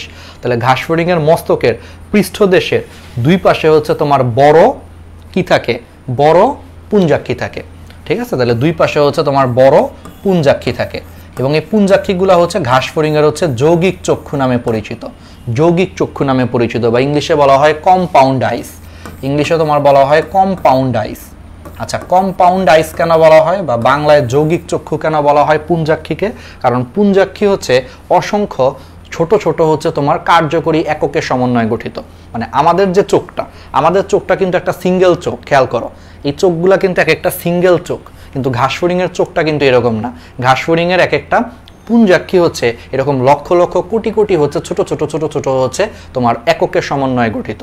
এই কারণে ঘাসফড়িং এর পুঞ্জাক্ষীগুলো যেহেতু অসংখ্য ছোট ছোট এককের সমন্বয়ে গঠিত, এই জন্য পুঞ্জাক্ষীটা হচ্ছে তোমার যৌগিক চক্ষু বা কম্পাউন্ড আইস। আর এক একটা একককে তোমার বলা হয় ওমাটিডিয়াম। একবচনে হচ্ছে ওমাটিডিয়াম বলা হয়। তাহলে পুঞ্জাক্ষী হচ্ছে অসংখ্য কি নিয়ে গঠিত? তাহলে পুঞ্জাক্ষী হচ্ছে অসংখ্য ওমাটিডিয়াম নিয়ে গঠিত, যেটা হচ্ছে আসলে একটা অসংখ্য ওমাটিডিয়ামের সমন্বয়ে পুঞ্জাক্ষী গঠিত। ওকে, এবার আসো হচ্ছে পুঞ্জাক্ষী বাদেও ঘাসফড়িংয়ের মস্তকে হচ্ছে তোমার 3টা সরল চক্ষু থাকে বা ওসেলি থাকে। তাহলে 3টা সরল চোখ থাকে, এই যে এই জায়গায় একটা, এই জায়গায় একটা, এই জায়গায় একটা। তাহলে পুঞ্জাক্ষী বাদেও ঘাসফড়িংয়ে হচ্ছে তোমার 3টা সরলাক্ষী বা ওসেলি থাকে, ওসেলি। আচ্ছা, সরলাক্ষীর কাজ কি? সরলাক্ষীর কাজটা একটু ইম্পর্টেন্ট। সরলাক্ষী বা ওসেলির নিচ দিয়ে, তলদেশ দিয়ে হচ্ছে তোমার স্নায়ুতন্তু চলে গেছে। সরলাক্ষী বা ওসেলির নিচ দিয়ে স্নায়ুতন্তু হচ্ছে তোমার মস্তিষ্কে চলে গেছে, ঠিক আছে? এবং এই সরলাক্ষী বা ওসেলিতে হচ্ছে সংবেদী কোষ থাকে। তাহলে সরলাক্ষীতে 2টা জিনিস থাকে, এর তলদেশ দিয়ে হচ্ছে তোমার স্নায়ুতন্তু চলে গেছে, স্নায়ুতন্তু একেবারে যেটা হচ্ছে মস্তিষ্কে চলে গেছে, আর এই সরলাক্ষী বা ওসেলিতে হচ্ছে সংবেদী কোষ পাওয়া যায়, সংবেদী কোষ পাওয়া যায়। তাহলে বলো তো এদের কাজটা কিসের মতো? এই জন্য ঘাসফড়িংয়ের সরলাক্ষী বা ওসেলিকে হচ্ছে তোমার কিসের সাথে তুলনা করছে? ঘাসফড়িংয়ের সরলাক্ষী বা ওসেলিকে হচ্ছে তোমার কিসের সাথে তুলনা করছে? রেটিনার সাথে তুলনা করছে। কিসের সাথে তুলনা করেছে? রেটিনার সাথে তুলনা করেছে, মানুষের রেটিনার সাথে তুলনা করছে। কিভাবে করছে আমি একটু তোমাদেরকে বুঝাই। আমাদের চোখের যে রেটিনা, আমাদের চোখের রেটিনার ঠিক পিছন দিয়ে এরকম স্নায়ুতন্তু চলে গেছে, অপটিক স্নায়ু। তাহলে মানুষের চোখের যে রেটিনা, সেই রেটিনার পিছনে হচ্ছে এরকম অপটিক স্নায়ু চলে গেছে, স্নায়ুতন্তু আছে। আবার আমাদের চোখের রেটিনায় 2 ধরনের হচ্ছে সংবেদী কোষ আছে, তোমরা পড়ছো এগুলা, রড কোষ এবং কোন কোষ, পড়ছো না? রড এবং কোন কোষ। তাহলে আমাদের চোখের রেটিনাতে হচ্ছে তলদেশ দিয়ে তোমার হচ্ছে অপটিক স্নায়ুতন্তু চলে গেছে, আবার আমাদের চোখের রেটিনাতে হচ্ছে আবার রড এবং কোন কোষ নামে 2 ধরনের সংবেদী কোষ আছে। তো ব্যাপারটা এক্স্যাক্টলি কিসের মতো? ঘাসফড়িংয়ের সরল চক্ষুর মতো। ঘাসফড়িংয়ের সরল চক্ষুর পিছন দিয়ে হচ্ছে তোমার স্নায়ুতন্তু চলে গেছে রেটিনার মতো, আবার সংবেদী কোষও আছে রেটিনার মতো। এই জন্য খুবই ইম্পর্টেন্ট অবজেক্টিভ, পরীক্ষায় আসবেই যে ঘাসফড়িংয়ের সরলাক্ষী বা ওসেলির কাজ কিসের মতো? রেটিনার মতো। ভাই এটা ভুল করা যাবে না। এটা একবার ঢাকা বিশ্ববিদ্যালয়ে আসছিল, আমার একটা স্টুডেন্ট ভুল করে আসছিল, ও দাগায় আসছিল কর্নিয়ার মতো। আমার ওটা থাপড়াইতে মন চাইছে, সত্যি কথা। কারণ এই জিনিসটা এত মেজাজ খারাপ হয়েছে, ওরা এত সুন্দর করে পড়াইছিলাম ক্লাসে, তারপরও ভুল করে আসছে। তো আশা করি তোমরা ভুল করবা না, যে রেটিনার পিছন দিয়ে অপটিক স্নায়ু গেছে, আবার রেটিনাতে হচ্ছে রড কোষ এবং কোন কোষ নামে সংবেদী কোষ থাকে। ঠিক সেমভাবে ঘাসফড়িংয়ের সরল চক্ষুর পিছনেও স্নায়ুতন্তু আছে, আবার এখানে হচ্ছে তোমার কি আছে? সংবেদী কোষ আছে। এই জন্য এটার কাজ হচ্ছে রেটিনার মতো, রেটিনার মতো। ভুল করা যাবে না, ঠিক আছে? করলে কিন্তু এই যে থাপ্পড়, একবারে থাপ্পড়ায় হচ্ছে যে মনে করে ইউক্রেন পাঠায় দিব, ঠিক আছে? আচ্ছা, যাই হোক, তাহলে এই জিনিসগুলো হচ্ছে আমরা পারবো, তাহলে এগুলো নিয়ে আর টেনশন নাই। এখন আসা হচ্ছে ঘাসফড়িংয়ের সরল চক্ষু গেল, পুঞ্জাক্ষী গেল। এখন আসা হচ্ছে আমরা আরেকটা জিনিস পড়ি, ঘাসফড়িংয়ের এন্টিনা। এন্টিনাটা একটু দেখি। তাহলে এন্টিনা জিনিসটা কি? এন্টিনা হচ্ছে ওই যে তেলাপোকা, তোমরা তেলাপোকা দেখছো না? রাত্রেবেলা তেলাপোকা তোমাদেরকে যখন বাই বাই করে, হাই হাই দেয় তোমাদেরকে, তখন দেখবা যে তেলাপোকার মাথার সামনেও 2টা এরকম এন্টিনার মতো নাড়াচাড়া করতেছে। ওইটারই তোমার বলা হয় এন্টিনা বা হচ্ছে শুঙ্গ বলা হয়। তাহলে ঘাসফড়িংও সেম, ঘাসফড়িংও দেখো এই যে 2টা হচ্ছে তোমার এন্টিনা বা হচ্ছে তোমার কি আছে? শুঙ্গ আছে, ঠিক আছে? শুঙ্গ বলা হয়, বাংলাতে বলা হয় শুঙ্গ, এন্টিনা বা শুঙ্গ। আচ্ছা, এন্টিনা বা শুঙ্গর কাজ কি? এই এন্টিনা বা শুঙ্গ হচ্ছে তোমার সংবেদী অঙ্গ হিসেবে কাজ করে। সংবেদী অঙ্গ হিসেবে কাজ করে এরা হচ্ছে ঘ্রাণ, স্পর্শ এবং শব্দ তরঙ্গ হচ্ছে অনুভব করে। 3টা কাজ করে, ঘ্রাণ, স্পর্শ এবং শব্দ তরঙ্গ হচ্ছে অনুভব করে। ঘ্রাণ, স্পর্শ ও শব্দ তরঙ্গ হচ্ছে অনুভব করে, ঠিক আছে? তাহলে এন্টিনা হচ্ছে সংবেদী অঙ্গ হিসেবে কাজ করে, এরা হচ্ছে ঘাসফড়িংকে ঘ্রাণ নিতে সাহায্য করে, স্পর্শ অনুভূতি বহন করতে সাহায্য করে এবং হচ্ছে শব্দ তরঙ্গ হচ্ছে গ্রহণ করতে সাহায্য করে। এখন এই ঘাসফড়িংয়ের যে এন্টিনা, এন্টিনা হচ্ছে আবার তোমার 3টা অংশে বিভক্ত, 3টা ভাগ থাকে। গোড়ার দিকের ভাগটাকে তোমার বলা হয় স্কেপ। গোড়ার দিকে এইদিকে থাকে হচ্ছে স্কেপ, এই পার্টটার নাম হচ্ছে স্কেপ, স্কেপ। তারপরের পার্টটার নাম হচ্ছে পেডিসেল, তারপরের পার্টটার নাম হচ্ছে পেডিসেল, পেডিসেল। আর লাস্টের যে বড় যে অংশটা দেখতে পাচ্ছ, প্রায় পুরাটা অংশ, এটা হচ্ছে তোমার ফ্লাজেলাম। তাহলে ঘাসফড়িংয়ের এন্টিনা হচ্ছে আবার 3টা ভাগে বিভক্ত। একবারে গোড়ার দিকে ছোট্ট হচ্ছে তোমার কি থাকে? স্কেপ থাকে। এই স্কেপটা হচ্ছে তোমার এন্টিনাটাকে মস্তকের সাথে হচ্ছে আটকে রাখতে সাহায্য করে। আচ্ছা, স্কেপের পরের পার্টটা হচ্ছে পেডিসেল। পেডিসেলটাও হচ্ছে তোমার অনেক খাটো এবং অবিভক্ত, বাট পেডিসেলের পরে ঘাসফড়িংয়ের প্রায় পুরো এন্টিনাটাই হচ্ছে তোমার ফ্লাজেলামের অংশ। এই ফ্লাজেলাম হচ্ছে অনেক লম্বা এবং এখানে প্রায় 25টা খণ্ড আছে, তোমরা ফিল করতে পারতেছো। দেখো 1টা 2টা 3টা 4টা, দেখো 5টা 6টা দেখা যাচ্ছে, কিন্তু 7টা 8টা 9টা 10টা করতে করতে এরকম প্রায় 25টা খণ্ড আছে। তাহলে 3টা অংশে বিভক্ত, স্কেপ, পেডিসেল, আর লম্বা অংশটার নাম হচ্ছে ফ্লাজেলাম। তাহলে ফ্লাজেলাম হচ্ছে আবার আলাদা করে, এটা হচ্ছে 25টা খণ্ডে হচ্ছে বিভক্ত। ঠিক আছে, খণ্ডে বিভক্ত। ওকে, তাহলে এইটুকু হচ্ছে আমরা ভালো মতো পড়ছি, তাহলে এটা নিয়ে আমাদের আর কোনো কাহিনী নাই। আর পেডিসেলটা কিন্তু খাটো, দেখো স্কেপটাও অনেক ছোট, পেডিসেলটাও অনেক ছোট এবং অবিভক্ত। তাহলে ফ্লাজেলামটা হচ্ছে অনেক লম্বা এবং 25টা খণ্ডে বিভক্ত। খণ্ডগুলো কিন্তু আমরা দেখতে পাচ্ছি 1 2 3 4 5 6 করে। ওকে, তাহলে এটা হচ্ছে এন্টিনা গেল। এবার আসা হচ্ছে ঘাসফড়িংয়ের মুখপাঙ্গ।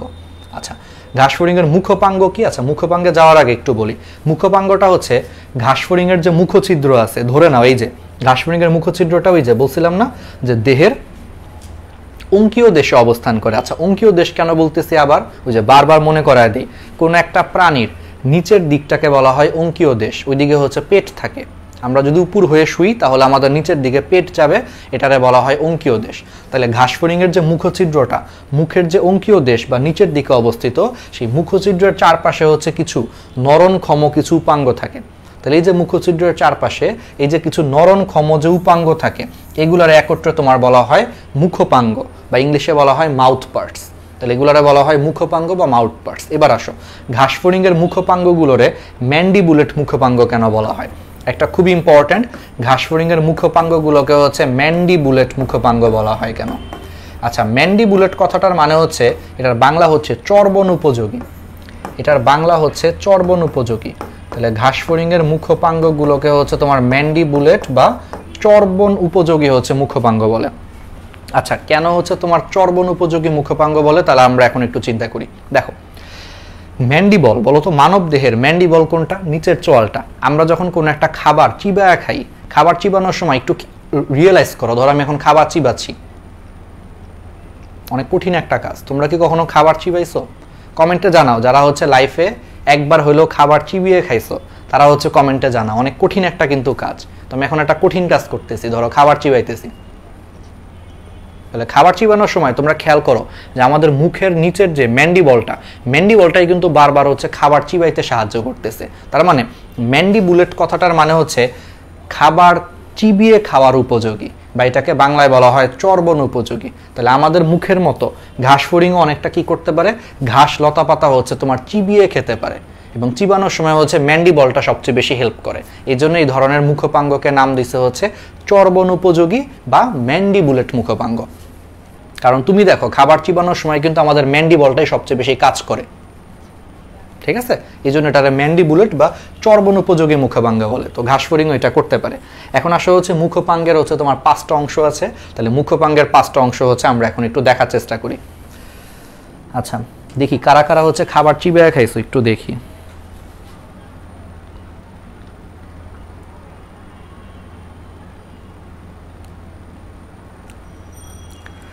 রেগুলারই তো খাবার চিবিয়ে খাই। আচ্ছা, তাহলে তো খুবই ভালো, তোমরা রেগুলার হচ্ছে খাবার চিবিয়ে খাও, তাহলে তো খুবই ভালো। আচ্ছা, পড়া মুখস্থ থাকে না একজন বলছো, নাইলা আফরোজ লাবণ্য, এটার সলিউশন কি? আসলে কি সবকিছুই আসলে প্র্যাকটিসের ব্যাপার থাকে। মানে আমি একটা জিনিস তোমাদেরকে বলি, এটা একটা বাস্তব জিনিস। তোমরা ধরো প্রথম যেদিন তোমরা হচ্ছে সাইকেল চালাইতে গেছো, তোমরা একটু চিন্তা করো, যারা যারা সাইকেল চালাইতে পারো তারাই জিনিসটা ভালো বুঝবা, বা যারা যারা সাঁতার পারো তারা ভালো বুঝবা, বা ধরো যারা যারা রান্না বান্না করতে পারো, মানে যে যেই কাজটা ভালো পারো, তুমি চিন্তা করো যে প্রথম দিন তুমি যখন এই কাজটা করতে গেছিলা, প্রথম দিন কি তুমি পারো নাই, তোমার কাছে অনেক কঠিন লাগছে, বাট তুমি কি হাল ছেড়ে দিচ্ছ? দাও নাই। কিন্তু সাইকেল চালায় যে হচ্ছে যে সাইকেল চালাইতে পারো, সে অবশ্যই প্রথম দিন পড়ে গেছিলা বা দ্বিতীয় দিন পড়ে গেছিলা, তাতে কি তুমি হাল ছাড়ছো? ছাড়ো নাই, তুমি প্র্যাকটিস করতেই আসো। একটা সময় কিন্তু তোমার কাছে অনেক ইজি হয়ে গেছে ব্যাপারগুলো, তাই না? যে রান্না বান্না ভালো পারো, সেও জানো যে প্রথম দিন রান্না করতে যায় দেখা গেছে অনেকে চুলায় আগুন ধরাইতেই পারে না ঠিক মতো, বা রান্না করতে যেয়ে দেখা গেছে লবণ দেয় নাই, তেল দেয় নাই, হাবিজাবি দেয় নাই। কিন্তু আস্তে আস্তে রান্না করতে করতে কিন্তু এখন তোমরা এক্সপার্ট হয়ে গেছো। তো পড়াশোনাটাও আসলে সেম।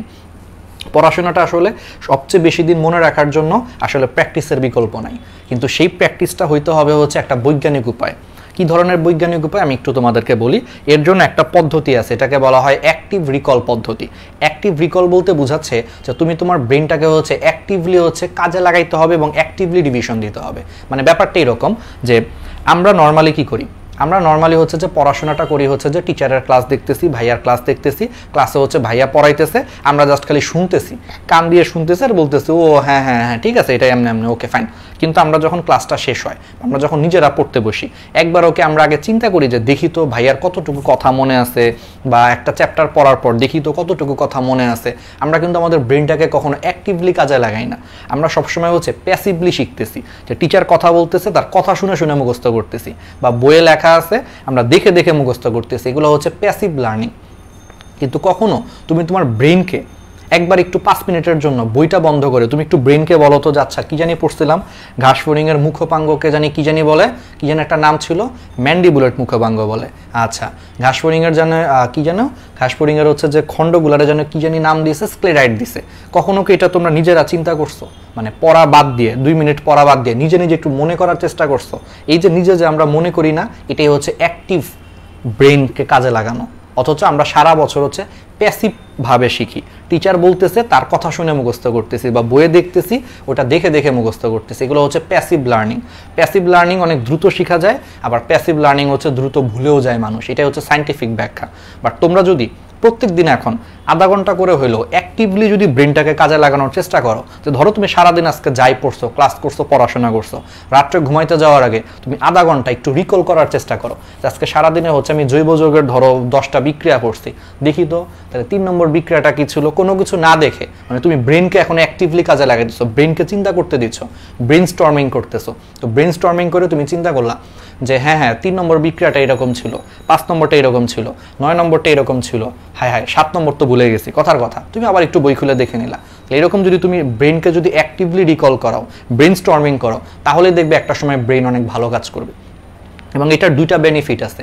একটা বেনিফিট হচ্ছে পড়া অনেকদিন মনে থাকবে, আর সেকেন্ড বেনিফিটটা হচ্ছে তোমার ব্রেন তখন কাজ করার অভ্যাস গড়ে উঠবে। আমরা অনেক সময় পরীক্ষার হলে যে হতাশ হই যে ভাই পরীক্ষার হলে যায় একটা প্রশ্ন দেখলে আর মাথা কাজ করে না।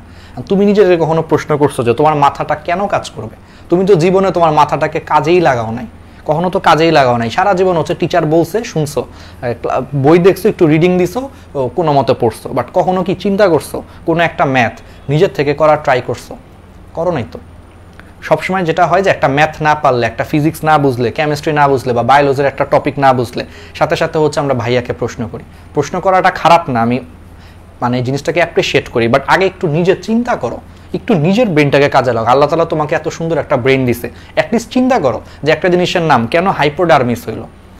ডার্মিস মানে হচ্ছে আবরণ, তাহলে হাইপো মানে নিচে, তার মানে মনে হয় এটা আবরণের নিচে থাকে, এই জন্য এটা হাইপোডার্মিস বলে। একটু ব্রেনটাকে কাজে লাগাও। ইন্টারে থাকতেই এই কাজটা আমি অনেক বেশি করছি। ইন্টারে থাকতে কিন্তু আমাদের সময় এত হাতে নেট ছিল না, ওই সময় আমাদের বাসায় ওয়াইফাইও ছিল না, এত কিছু ছিল না, কারণ আমি ইন্টার পরীক্ষা দিয়েছি 2016 সালে। আজকে থেকে 5-6 বছর আগে কিন্তু স্মার্টফোন এত অ্যাভেলেবল ছিল না, এত মনে করো যে তোমার অনলাইনে এত লেকচারও ছিল না, কিছুই ছিল না, প্লাস হচ্ছে তোমার এত ওয়াইফাই বাসায় ছিল না, কিন্তু 6 বছর আগের কথা। তো ওই সময়টাই কিন্তু আমি নিজে নিজে কিন্তু অনেক কিছু নিজের ব্রেন খাটায় হচ্ছে বের করছি। পরবর্তীতে যখন আমি টিচারকে প্রশ্ন করছি, করার পরে শুনছি যে টিচার যেটা বলছে আমার কাছে অনেক ভালো লাগছে, যে আচ্ছা এটাই তো আমি চিন্তা করছিলাম, তার মানে আমার চিন্তাটা ঠিক আছে। এই যে তখন একটা মাথার ভিতরে ঢুকছে যে না, তার মানে আমি একটু এখন চিন্তা করা শিখছি, আমার চিন্তাগুলো আস্তে আস্তে ঠিক হচ্ছে, তখনই দেখা গেছে যে অটোমেটিক আমি আরও বেশি ইন্সপায়ার্ড হয়েছি। পরের দিন মনে করো যে আমি আরও চিন্তা করা শুরু করছি, বা আরও চেষ্টা করছি নিজের ব্রেনটাকে ইউজ করা। এইভাবে করতে করতে আমাদের হচ্ছে প্র্যাকটিসটা ভালো হয়েছে, এই জন্য আলটিমেটলি এটা আমাদের মাথাটা পরীক্ষার হলে যেও ভালো কাজ করছে।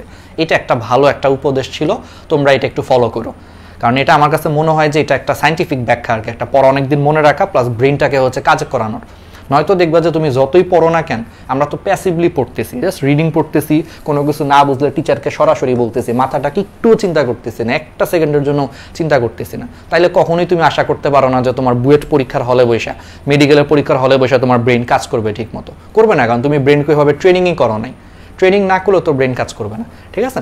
আচ্ছা, এখন আসো হচ্ছে তাহলে এই জিনিসগুলো আমরা যদি পারলাম, তাহলে এখন আসো ঘাসফড়িংয়ের আমরা এখন মুখপাঙ্গগুলার হচ্ছে নাম পড়ি। 5টা অংশে হচ্ছে বিভক্ত মুখপাঙ্গগুলা। হাইলাম, এটা মনে রাখতে পারো, হাইলাম দিয়ে, হাইলামের হাইতে হচ্ছে হাইপোফ্যারিংস, লাতে হচ্ছে 2টা জিনিস, ল্যাব্রাম আর একটা হচ্ছে ল্যাবিয়াম।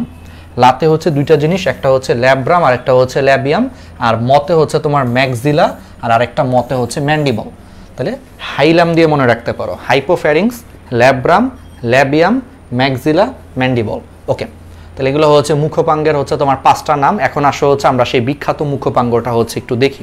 তাহলে ঘাসফড়িংয়ের এই যে মুখপাঙ্গ, এই মুখপাঙ্গের মধ্যে সবচেয়ে উপরের দিকের যে ঠোঁটটা আছে, উপরের যে ঠোঁটটা, ঊর্ধ্ব ওষ্ঠ, ওষ্ঠ মানে হচ্ছে ঠোঁট, তাহলে উপরের দিকের যে ঠোঁটটা, ঊর্ধ্ব ওষ্ঠকে তোমার বলা হয় ল্যাব্রাম।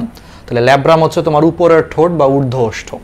আর নিচের দিকের যে ঠোঁটটা আছে সেটাকে তোমার বলা হয় ল্যাবিয়াম। ল্যাবিয়াম এখানে আচ্ছা দিছে, নিচের দিকের ঠোঁটটা হচ্ছে তোমার ল্যাবিয়াম। তাহলে ঘাসফড়িংয়ের উপরের দিকের ঠোঁটটা হচ্ছে তোমার ল্যাব্রাম, নিচের দিকের ঠোঁটটা হচ্ছে ল্যাবিয়াম। ঠিক আছে, ওকে। এখন আসো হচ্ছে ল্যাব্রাম দেখতে কিসের মতো? ল্যাব্রাম দেখতে হচ্ছে তোমার দেখো একটা চাপা, ল্যাব্রাম কিন্তু একটা চ্যাপ্টা, চাকতির মতো দেখতে। চাকতি বলতে কি বুঝা? একটা ডিস্কের মতো অনেকটা, মানে অনেকটা গোলাকার, কিন্তু অনেকটা গোলাকার। তাহলে একটা চ্যাপ্টা চাকতির মতো দেখতে হচ্ছে ল্যাব্রাম। ল্যাব্রামের কাজ কি? কাজগুলো ইম্পর্টেন্ট, অবজেক্টিভের জন্য ইম্পর্টেন্ট। ল্যাব্রামের হচ্ছে একটাই কাজ, ল্যাব্রাম হচ্ছে বারবার খাবারগুলারে হচ্ছে ম্যান্ডিবলের দিকে ঠেলে দেয়। ঘাসফড়িংয়ে ম্যান্ডিবলই কি করে? খাবারগুলোকে হচ্ছে কাটতে সাহায্য করে। সো এই জন্য ল্যাব্রামের একটাই কাজ, ল্যাব্রাম হচ্ছে বারবার খাবারগুলারে হচ্ছে ঠেলে ম্যান্ডিবলের কাছে দিয়ে দেয়, আর কোনো কাজ নাই ওর। ওকে, তাহলে ল্যাব্রাম গেল। এবার আসো হচ্ছে তোমার ম্যান্ডিবল। ম্যান্ডিবল হচ্ছে ঘাসফড়িংয়ের মুখে হচ্ছে তোমার দুই পাশে হচ্ছে দুইটা ম্যান্ডিবল থাকে, একটা হচ্ছে রাইট সাইডে থাকে আর একটা হচ্ছে লেফট সাইডে থাকে। এই ম্যান্ডিবলগুলো হচ্ছে দেখতে অনেকটা ত্রিকোণাকার। দেখো তোমরা একটু ফিল করো, দেখো ম্যান্ডিবলগুলো দেখতে অনেকটা ত্রিকোণাকার, অনেকটা ত্রিভুজের মতো, অনেকটা ত্রিভুজের মতো ত্রিকোণাকার, এবং এরা হচ্ছে করাতের মতো দাঁতযুক্ত। ম্যান্ডিবলে হচ্ছে তোমার ধারালো হচ্ছে কিছু করাতের মতো কিছু দাঁতযুক্ত থাকে। তো এই ম্যান্ডিবলেরই মেইন কাজ হচ্ছে খাবার চিবাইতে সাহায্য করে, খাবার চিবানো, তারপরে হচ্ছে খাবার কাটা। তাহলে খাবার চিবানো, তারপরে হচ্ছে তোমার খাবার কাটা, এই সমস্ত কাজে হচ্ছে তোমার সবচেয়ে বেশি হেল্প করে হচ্ছে ম্যান্ডিবল। তাহলে ম্যান্ডিবল হচ্ছে করাতের মতো দাঁতযুক্ত, এরাই হচ্ছে খাবার চিবানো, খাবার কাটাতে হচ্ছে হেল্প করে। এবার আসো ম্যান্ডিবল। ম্যান্ডিবল থাকে কোথায়? ম্যান্ডিবল থাকে হচ্ছে এই জায়গাগুলোতে, এই জায়গাগুলোতে হচ্ছে ম্যান্ডিবল থাকে। তো ম্যান্ডিবলের হচ্ছে একটু পিছন দিকে, মানে আমরা তো এটা সামনে থেকে দেখতেছি 2D ছবি আসলে, আর যদি আমরা 3D দেখতে পারতাম তাহলে দেখবা যে ম্যান্ডিবলের পিছনে এবং বাইরের দিকে, ম্যান্ডিবলের পিছনে এবং বাইরের দিকে হচ্ছে তোমার দুই পাশে হচ্ছে আবার দুইটা ম্যাক্সিলা থাকে। তাহলে ম্যান্ডিবলটার পিছনে এবং বাইরের দিকে দুই পাশে দুইটা হচ্ছে তোমার এরকম ম্যাক্সিলা থাকে। ঠিক আছে, ম্যাক্সিলা। এখন একটা ম্যাক্সিলার হচ্ছে আবার তোমার দুইটা পার্ট আছে, একটা ম্যাক্সিলার হচ্ছে তোমার দুইটা পার্ট আছে। কি কি পার্ট আছে? ম্যাক্সিলার হচ্ছে গোড়ার দিকের পার্টটাকে বলা হয় কার্ডো, গোড়ার দিকের পার্টটাকে তোমার বলা হয় হচ্ছে কার্ডো, আর সামনের দিকে দেখবা যে পার্টটাকে তোমার বলা হয় স্টাইপস। তাহলে ম্যাক্সিলার হচ্ছে তোমার দুইটা পার্ট আছে, এর মধ্যে গোড়ার দিকে খাটো অংশটাকে তোমার বলা হয় কার্ডো, আর সামনের দিকের অংশটাকে তোমার বলা হয় হচ্ছে স্টাইপস। স্টাইপসের সামনের দিকে হচ্ছে নখের মতো হচ্ছে ল্যাসিনিয়া থাকে, নখের মতো হচ্ছে ল্যাসিনিয়া থাকে, এবং ল্যাসিনিয়ার পাশে হচ্ছে গ্যালিয়া নামে একটা ঢাকনা থাকে। আমি লিখতেছি না কেন? কারণ এগুলা লেখা আছে, আমি জাস্ট বলে যাচ্ছি, তোমরা একটু শুনো। এই যে সব কিছু লেখা আছে কই, তারপরে হচ্ছে যে ম্যাক্সিলা হচ্ছে ওই যে কার্ডো, আর হচ্ছে তোমার স্টাইপস থাকে। আচ্ছা, এখানে একটু ভুল আসছে, 5টা খণ্ডে বিভক্ত। অ্যাকচুয়ালি নতুন আজমল স্যারের বইটাতে এখানে 2টা খণ্ডর কথাই লেখা আছে, 2টা খণ্ড লেখা আছে। আসলে 5টা খণ্ড বলাটা ঠিক না, 2টা খণ্ড লেখা আছে। গোড়ার দিকে হচ্ছে কার্ডো, সামনের দিকে হচ্ছে স্টাইপস থাকে। স্টাইপসের অগ্রভাগে হচ্ছে নখের মতো ওই যে ল্যাসিনিয়া থাকে, আর ল্যাসিনিয়ার পাশে হচ্ছে গ্যালিয়া নামে একটা ঢাকনার মতো একটা জিনিস থাকে। ঠিক আছে, আমি একটু বলি, তাহলে এই ছবিটায় আমরা আবার চলে আসি। তাহলে দেখো, গোড়ার দিকের অংশটাকে তোমার বলা হয় কার্ডো, তার সামনের দিকের অংশটা হচ্ছে স্টাইপস। তাহলে স্টাইপসের অগ্রভাগে দেখো এটা নখের মতো অনেকটা, এটাকে বলা হয় ল্যাসিনিয়া। নখের মতো দেখতেই পার্টটার নাম হচ্ছে ল্যাসিনিয়া। ঠিক আছে, ল্যাসিনিয়া, আর ল্যাসিনিয়ার পাশে হচ্ছে তোমার দেখো ঢাকনার মতো হচ্ছে গ্যালিয়া থাকে। ল্যাসিনিয়ার পাশে তুমি দেখবা যে ঢাকনার মতো হচ্ছে গ্যালিয়া থাকে। ঠিক আছে, এটা হচ্ছে তোমার কাহিনী আর কি। ওকে, আর সাথে হচ্ছে ম্যাক্সিলারি পাল্প থাকে, ম্যাক্সিলারি হচ্ছে পাল্প থাকে। কার্ডো থেকে একটা এক্সট্রা একটা পার্ট বের হয়েছে, এটাকে বলা হয় ম্যাক্সিলারি পাল্প। কি বলা হয়? Maxillary pulp.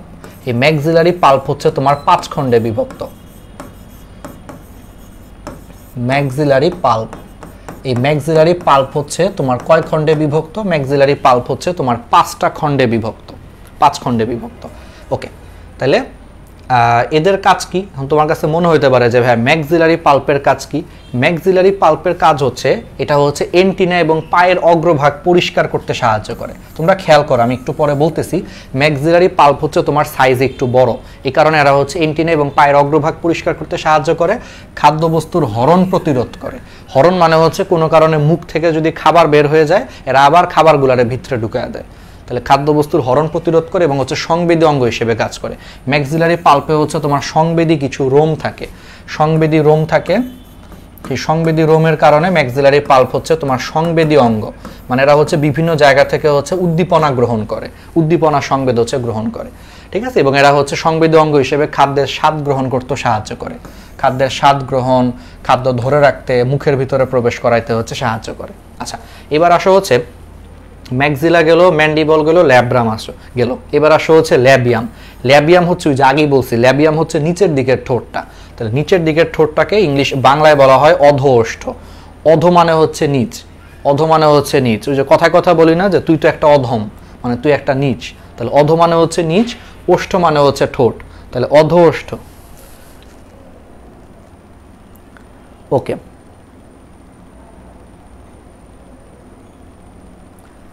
ওকে, তাহলে অধোষ্ঠ, অধ মানে হচ্ছে নিচ, ওষ্ঠ মানে হচ্ছে ঠোঁট, তাহলে নিচের দিকের ঠোঁটটারে তোমার বলা হচ্ছে ল্যাবিয়াম। এটা খুব ইম্পর্টেন্ট। ল্যাবিয়ামকে দ্বিতীয় জোড়া হচ্ছে তোমার ম্যাক্সিলার প্রতিনিধি মনে করা হয়।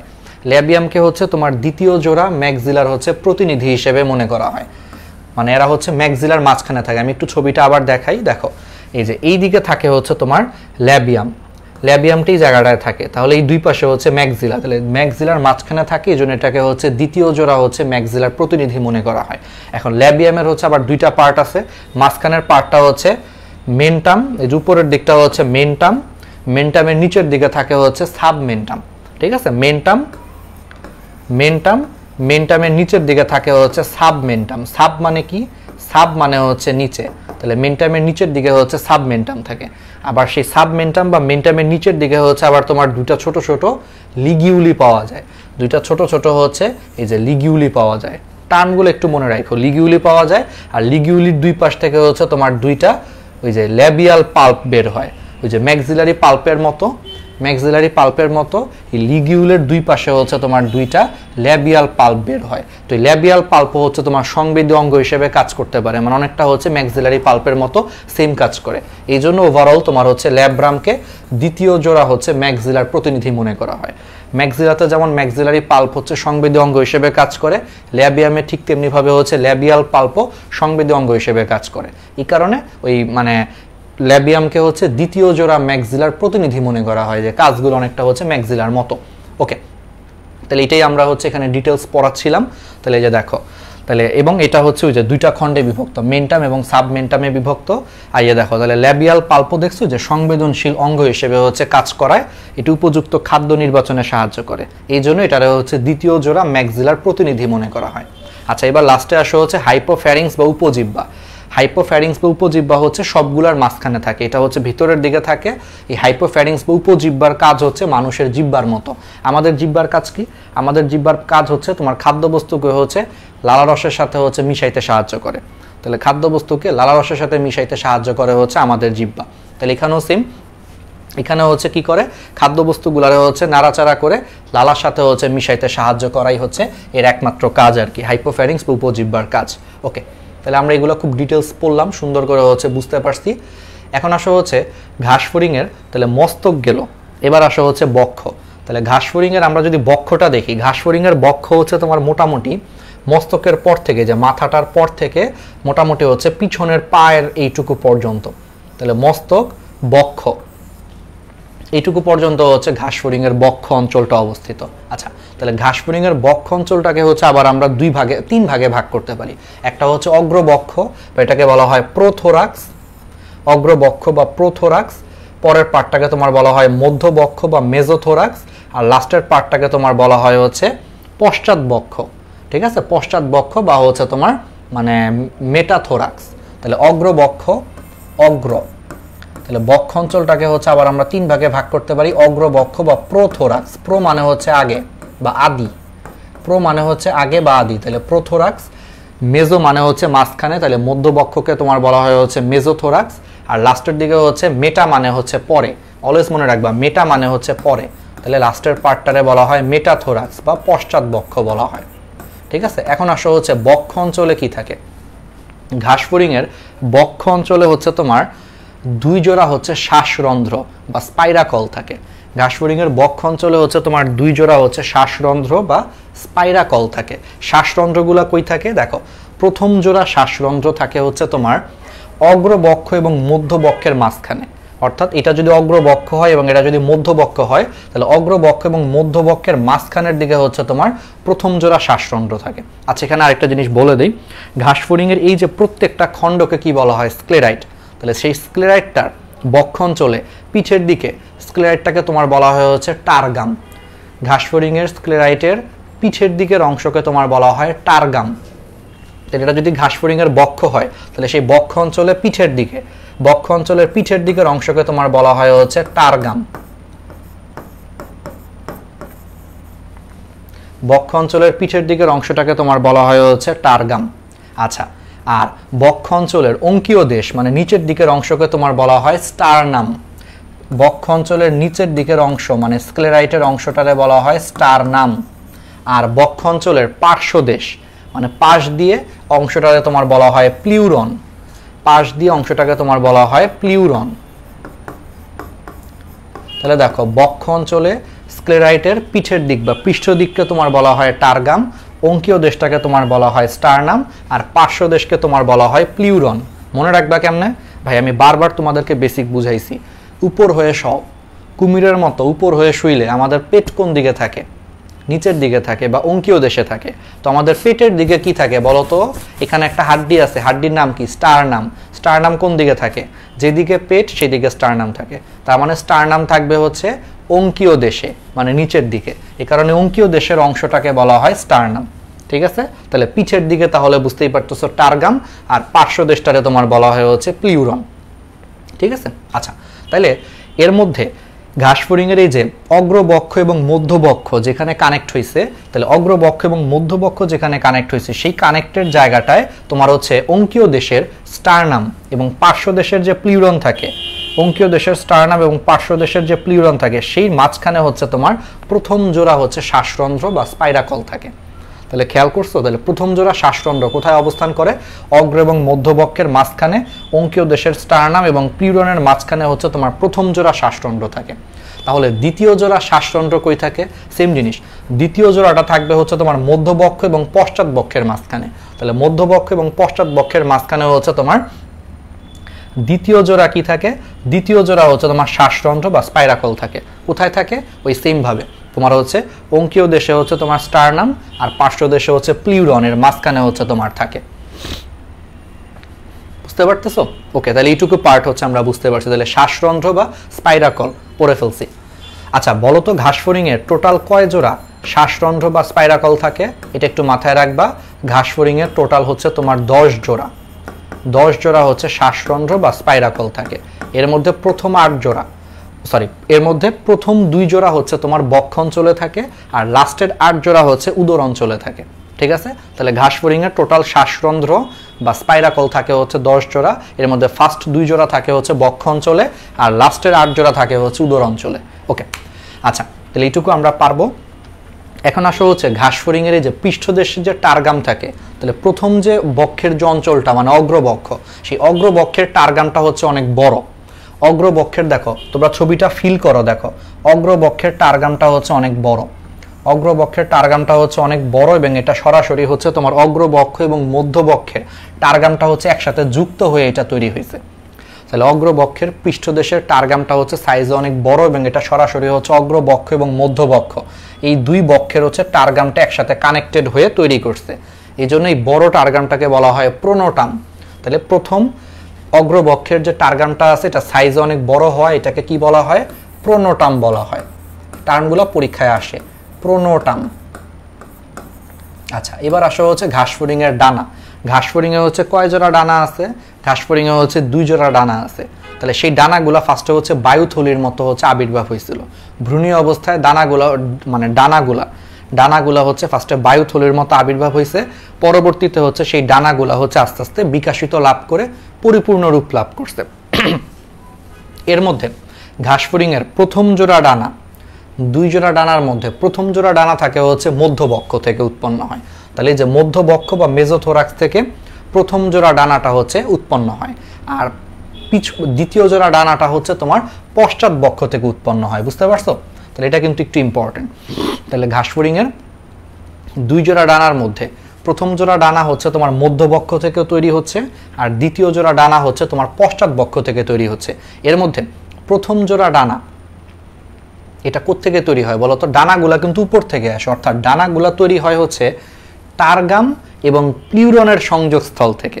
তাহলে দেখছো ডানাগুলো এখান থেকে পাশ থেকে আসে, এই জন্য ডানাগুলা হচ্ছে তোমার টারগাম এবং প্লিউরনের সংযোগস্থল থেকে হচ্ছে ডানাগুলা তৈরি হয়।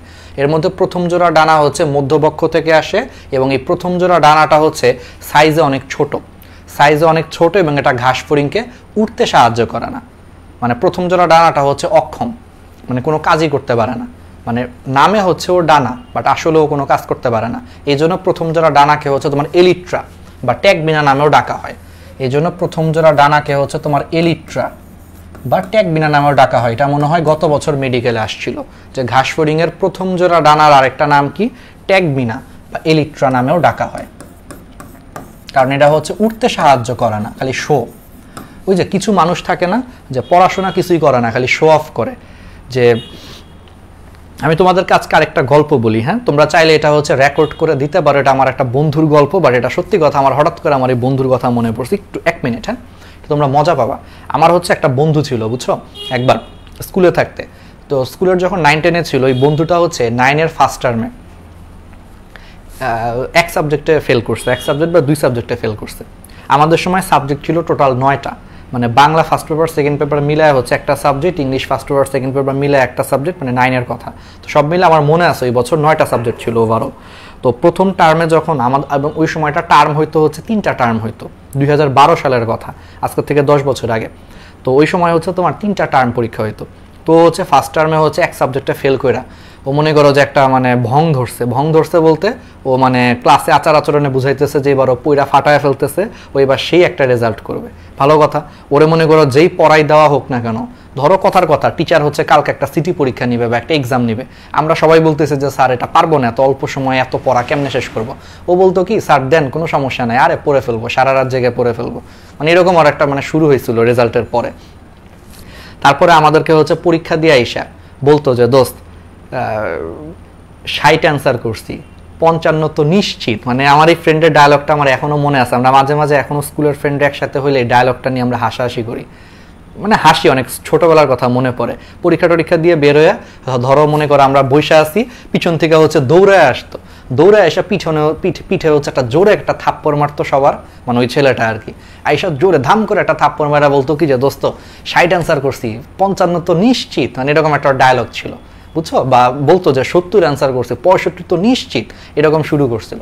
তো আমরা ভাবছিলাম যে এবার মনে হয় ও আসলেই মনে হয় কোপায়া দিতেছে, পড়াশোনা করতেছে ভুংবাং, মানে সেই একটাই। দিন শেষে কি হয়েছে, দিন শেষে যখন সেকেন্ড টার্ম পরীক্ষার রেজাল্ট দিছে, ও দেখি যে একবারে চিপায়, মানে একবারে খাতাপত্র নিয়ে, যেদিন খাতা দিছে খাতা নিয়ে একবারে চিপায় চলে গেছে। না আমরা তো তুমুল আগ্রহ যে ও তো এই টার্মে তো কোপায়া দিছে, স্যারদের বলতো যে আরে স্যার সব পারি, স্যার আরো পড়া দেন, সারা রাত জায়গা পড়ি, হ্যান তেন, মানে সেই একটা অবস্থা। আবার পরীক্ষা দেওয়া বলতো দোস্ত 80 অ্যান্সার করছি, 75 তো পাবোই নিশ্চিত, এগুলা বলতো। তো যখন ও পিছনে বসছে, পরে আমরা যখন অতি উৎসুক জনতার মতো ওর কাছে খাতা দেখতে গেছি, ও সেকেন্ড টার্ম পরীক্ষায় 9 সাবজেক্টের মধ্যে 7টাতেই ফেল করছিল। তাহলে তুমি চিন্তা করো, ফার্স্ট টার্মে ও এক সাবজেক্টে ফেল করছে, তারপরে ভং টং ধরে টরে একবারে উড়ায় দিয়ে লাস্টে 9 সাবজেক্টের মধ্যে 7 সাবজেক্টে ফেল করছে। ঠিক আছে, এটাই হচ্ছে কাহিনী। সো এই ডানাটাও হচ্ছে সেম, হঠাৎ করে আমার মনে পড়ছে, এই ডানাটাও নামে ডানা হইলো, আসলে সে ডানা না। আমার ওই বন্ধুর মতো যে দেখতে পড়াশোনা করলো, আসলে সে পড়াশোনা করতো না। যাই হোক, এখানেও সেম। তাহলে এটা দেখতে ডানা হইলো, আসলে কাজে ডানা না, বাট ডানা আর কি। তো এই জন্য এটা এলিট্রা বা ট্যাগবিনা বলা হয়। আচ্ছা, তাহলে এটার কাজ কি? কিছু তো একটা কাজ আছে। কাজ হচ্ছে এটা হচ্ছে পিছনের ডানাগুলারে হচ্ছে ঢেকে রাখে। তাহলে প্রথম জোড়া যে ডানা আছে অর্থাৎ মধ্যবক্ষের যে ডানা, মধ্যবক্ষ বা প্রথম যে ডানাটা আছে মধ্যবক্ষ থেকে যেটা আসছে সেই ডানাটা হচ্ছে নামে ডানা হইলো ওই যে আমার বন্ধুর মতো, কাজে কিছুই না, এই জন্য এটা হচ্ছে তোমার ট্যাগবিনা বা এলিট্রা বলে। এবং এই ডানাটা হচ্ছে পিছনের ডানাগুলারে হচ্ছে ঢেকে রাখতে সাহায্য করে, আবরণ হিসেবে কাজ করে, এই জন্য এটারে এলিট্রা বলে। আর পশ্চাৎ বক্ষ থেকে যে ডানাটা তৈরি হয়েছে সেটা হচ্ছে আসল ডানা, সেটা হচ্ছে ঘাস ফড়িংকে উঠতে সাহায্য করে। পশ্চাৎ বক্ষ থেকে বা মেটাথোরাসিক জায়গা থেকে যে ডানাগুলা তৈরি হয়েছে সেটা হচ্ছে ঘাস ফড়িংকে উঠতে সাহায্য করে, এটা হচ্ছে আসল ডানা। তাহলে কি মনে থাকবে? এটা কিন্তু পরীক্ষা অনেক বেশি আসে। তাহলে ঘাস ফড়িংয়ের টোটাল 2 জোড়া ডানা আছে, এর মধ্যে প্রথম জোড়া ডানাটা হচ্ছে উঠতে সাহায্য করে না, এর নাম হচ্ছে ট্যাগবিনা বা এলিট্রা, আর দ্বিতীয় জোড়া ডানা হচ্ছে উঠতে সাহায্য করে। ওকে, তাহলে এইটুকু আমরা পারলাম, এগুলো সবই পড়ছি। এখন আসো হচ্ছে ডানা গেল, এগুলা গেল, এখন আসো আর কি পড়া বাকি আছে। এখান থেকে মোটামুটি আমরা সবই পড়াইছি, শ্বাসরন্ধ্র পড়াইছি, ডানা পড়াইছি। আচ্ছা, এবার আসো উপাঙ্গ। ঘাস ফড়িংয়ের 3 জোড়া হচ্ছে তোমার সন্ধিযুক্ত উপাঙ্গ আছে, এবং তোমরা বুঝতেই পারতেছো যে প্রত্যেক জোড়া উপাঙ্গ হচ্ছে কই থেকে আসছে। প্রথম জোড়া উপাঙ্গ এটা হচ্ছে তোমার অগ্রবক্ষ থেকে আসছে, দ্বিতীয় জোড়া উপাঙ্গ হচ্ছে তোমার মধ্যবক্ষ থেকে আসছে, আর তৃতীয় জোড়া উপাঙ্গ হচ্ছে তোমার পশ্চাৎ বক্ষ থেকে আসছে। ঠিক আছে, তাহলে প্রথম জোড়া হচ্ছে অগ্রবক্ষ থেকে, পরের জোড়া হচ্ছে মধ্যবক্ষ থেকে, আর থার্ড জোড়া উপাঙ্গ হচ্ছে তোমার পশ্চাৎ বক্ষ থেকে আসছে। আর উপাঙ্গগুলোর মধ্যে অনেক ভাগ আছে, অত ইম্পর্টেন্ট না, জাস্ট খালি বলে দিই এই উপাঙ্গগুলা বা এই যে পাগুলা সেটার গোড়ার দিকের একটা ত্রিকোণাকৃতির একটা অংশ আছে, এটাকে বলা হয় কক্সা। গোড়ার দিকে একটা ত্রিকোণাকৃতির একটা অংশ আছে, এটাকে বলা হয় কক্সা, কক্সা বলা হয়। ঠিক আছে, তাহলে এই জিনিসটা হচ্ছে পড়বা। তারপরে হচ্ছে আরেকটা পার্ট থাকে, ওইটা অতটা ইম্পর্টেন্ট না, এর পরের পার্টটা ইম্পর্টেন্ট। তোমরা যদি ছবিটা দেখো, এই ছবিটা, আচ্ছা এটা হচ্ছে দ্বিতীয় জোড়া, সরি তৃতীয় জোড়াটা এই যে এখান থেকে আসছে, এই পাটা দেখো, এই পাটা তোমরা একটু খেয়াল করো, এই পাটা খেয়াল করে, এটা হচ্ছে তৃতীয় জোড়া।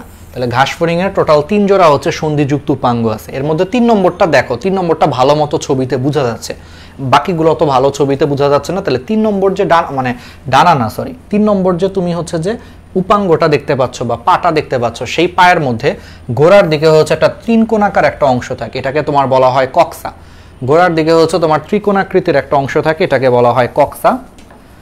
ওকে,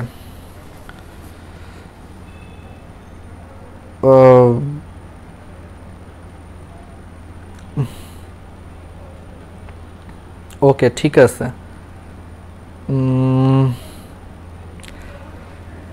হ্যাঁ, আসলে হচ্ছে আমরা রেকর্ড ক্লাস নেই, বাট আমি নিজে আসলে রেকর্ড ক্লাসটা হচ্ছে যে আমি নিজে এনজয় করি না, মানে আমি চাই যে রেকর্ড ক্লাস তো সবাই দেখে, বাট আমরা হচ্ছে চাচ্ছি যে এটাকে মনে করো তোমরা লাইভে নিলে একটু ভালো আর কি, একটু কথা বলা যায়, সবার সাথে একটুই করা যায়। বাট আমার সামনে প্ল্যান আছে যে যেমন ধরো এখন স্টুডেন্ট সংখ্যা হচ্ছে অনেক কম, 80-90 জন, এরকম আসলে কম স্টুডেন্ট থাকলে সত্যি কথা হচ্ছে লাইভে ক্লাস নিয়ে আসলে মজা নাই। সেই ক্ষেত্রে হয়তো আস্তে আস্তে হচ্ছে যে আমরা কিছু ক্লাস হচ্ছে রেকর্ড করব আর কিছু ক্লাস হচ্ছে আমরা লাইভ নিব।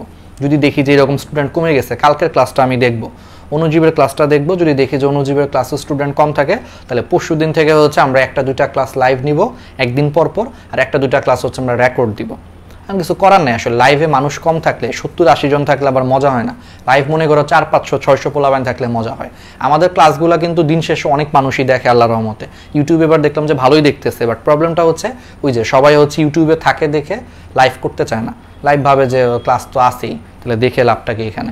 ঠিক আছে, আমার কাছে মনে হয়েছে এটা একটা বড় কারণ। আসলে আগে যেমন গত বছর আমি ইউটিউবে খুব কম ক্লাস আপলোড দিছিলাম 21 ব্যাচের সময়, তো তখন লাইভে অনেক মানুষ থাকতো, আর সেই জায়গায় হচ্ছে 22-এ কিন্তু ক্লাস দেখতেছে অনেক বেশি, বাট লাইভে কম থাকে। এর একটা মেইন কারণ হয়তো ইউটিউবে হচ্ছে ক্লাস আপলোড দেয়, বা আমি অন্য জায়গাতেও দেখতেছি যে অন্যান্য যে অনলাইন প্ল্যাটফর্মগুলো আছে, আমরা তো সব কিছুই সবসময় দেখি, আমরা অনলাইনে যেহেতু পড়াই সবার সাথে সবার একটা কম বেশি মানে যোগাযোগ থাকে, তো অন্য জায়গাতেও দেখলাম যে সবাই এবার মনে হয় রেকর্ড ক্লাসগুলো বেশি দিচ্ছে, ইউটিউবের ক্লাসগুলো বিশেষ করে ওয়ান শট ক্লাসগুলো বলো বা যে কোনো ক্লাসগুলো হচ্ছে রেকর্ডেড ক্লাসগুলো বেশি দিচ্ছে আর কি এবার। ঠিক আছে, ওকে। হ্যাঁ, কেমিস্ট্রি হচ্ছে পরের সপ্তাহে হচ্ছে যে আমরা করব। ওকে,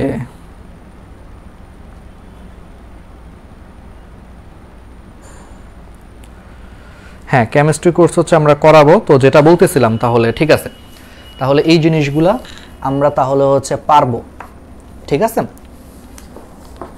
ওকে। তোমাদের কমেন্টগুলা কেমিস্ট্রি নেক্সট উইক, হ্যাঁ ঠিক আছে। ফয়জুর রহমানে আসিফ আলহামদুলিল্লাহ। আচ্ছা হ্যাঁ, লাইভ ক্লাস আমি চেষ্টা করব, বাট মানুষ কমে গেলে তোমরা নিজেরাই বুঝতে পারো যে মানুষ আসলে কমে গেলে হচ্ছে লাইভ ক্লাসটা মানে লাইভ ক্লাসের থেকে তখন দেখা যায় যে আসলে তোমার নর্মাল ক্লাসগুলো অনেক বেশি এনজয়েবল হয়। ঠিক আছে, লাইভ ক্লাসগুলো নেই আসলে তোমাদের সাথে একটু কমেন্ট করার জন্য বা তোমাদের করার জন্য। আচ্ছা যাই হোক, তাহলে এই জিনিসগুলো হচ্ছে আমরা পারবো। তাহলে এবার চলে আসো হচ্ছে ঘাস ফড়িংয়ের। তাহলে গোড়ার দিকে হচ্ছে তোমার 3 কোণা হচ্ছে তোমার কক্সা থাকে, যেটা বলতেছিলাম পায়ের মধ্যে 3 কোণা কক্সা থাকে, তার সামনে হচ্ছে তোমার ক্ষুদ্র হচ্ছে ট্রোক্যান্টর থাকে, ক্ষুদ্র হচ্ছে একটা অংশ থাকে ট্রোক্যান্টর। তারপরে দেখো ট্রোক্যান্টরের পর থেকেই পুরো অংশটাকে বলা হয় ফিমার, মানুষের সাথে মিল রেখে নাম দিছে আর কি। তাহলে ট্রোক্যান্টরের পর থেকে পায়ের এই পুরো অংশটাই বিশাল অংশটাতে তোমার বলা হয় হচ্ছে ফিমার বলা হচ্ছে। ঠিক আছে, ফিমারের পরে এইখান থেকে এইটুকু পর্যন্ত অংশকে তোমার বলা হয় টিবিয়া, ওই মানুষের পায়ের সাথে মিল রাখছে টিবিয়া।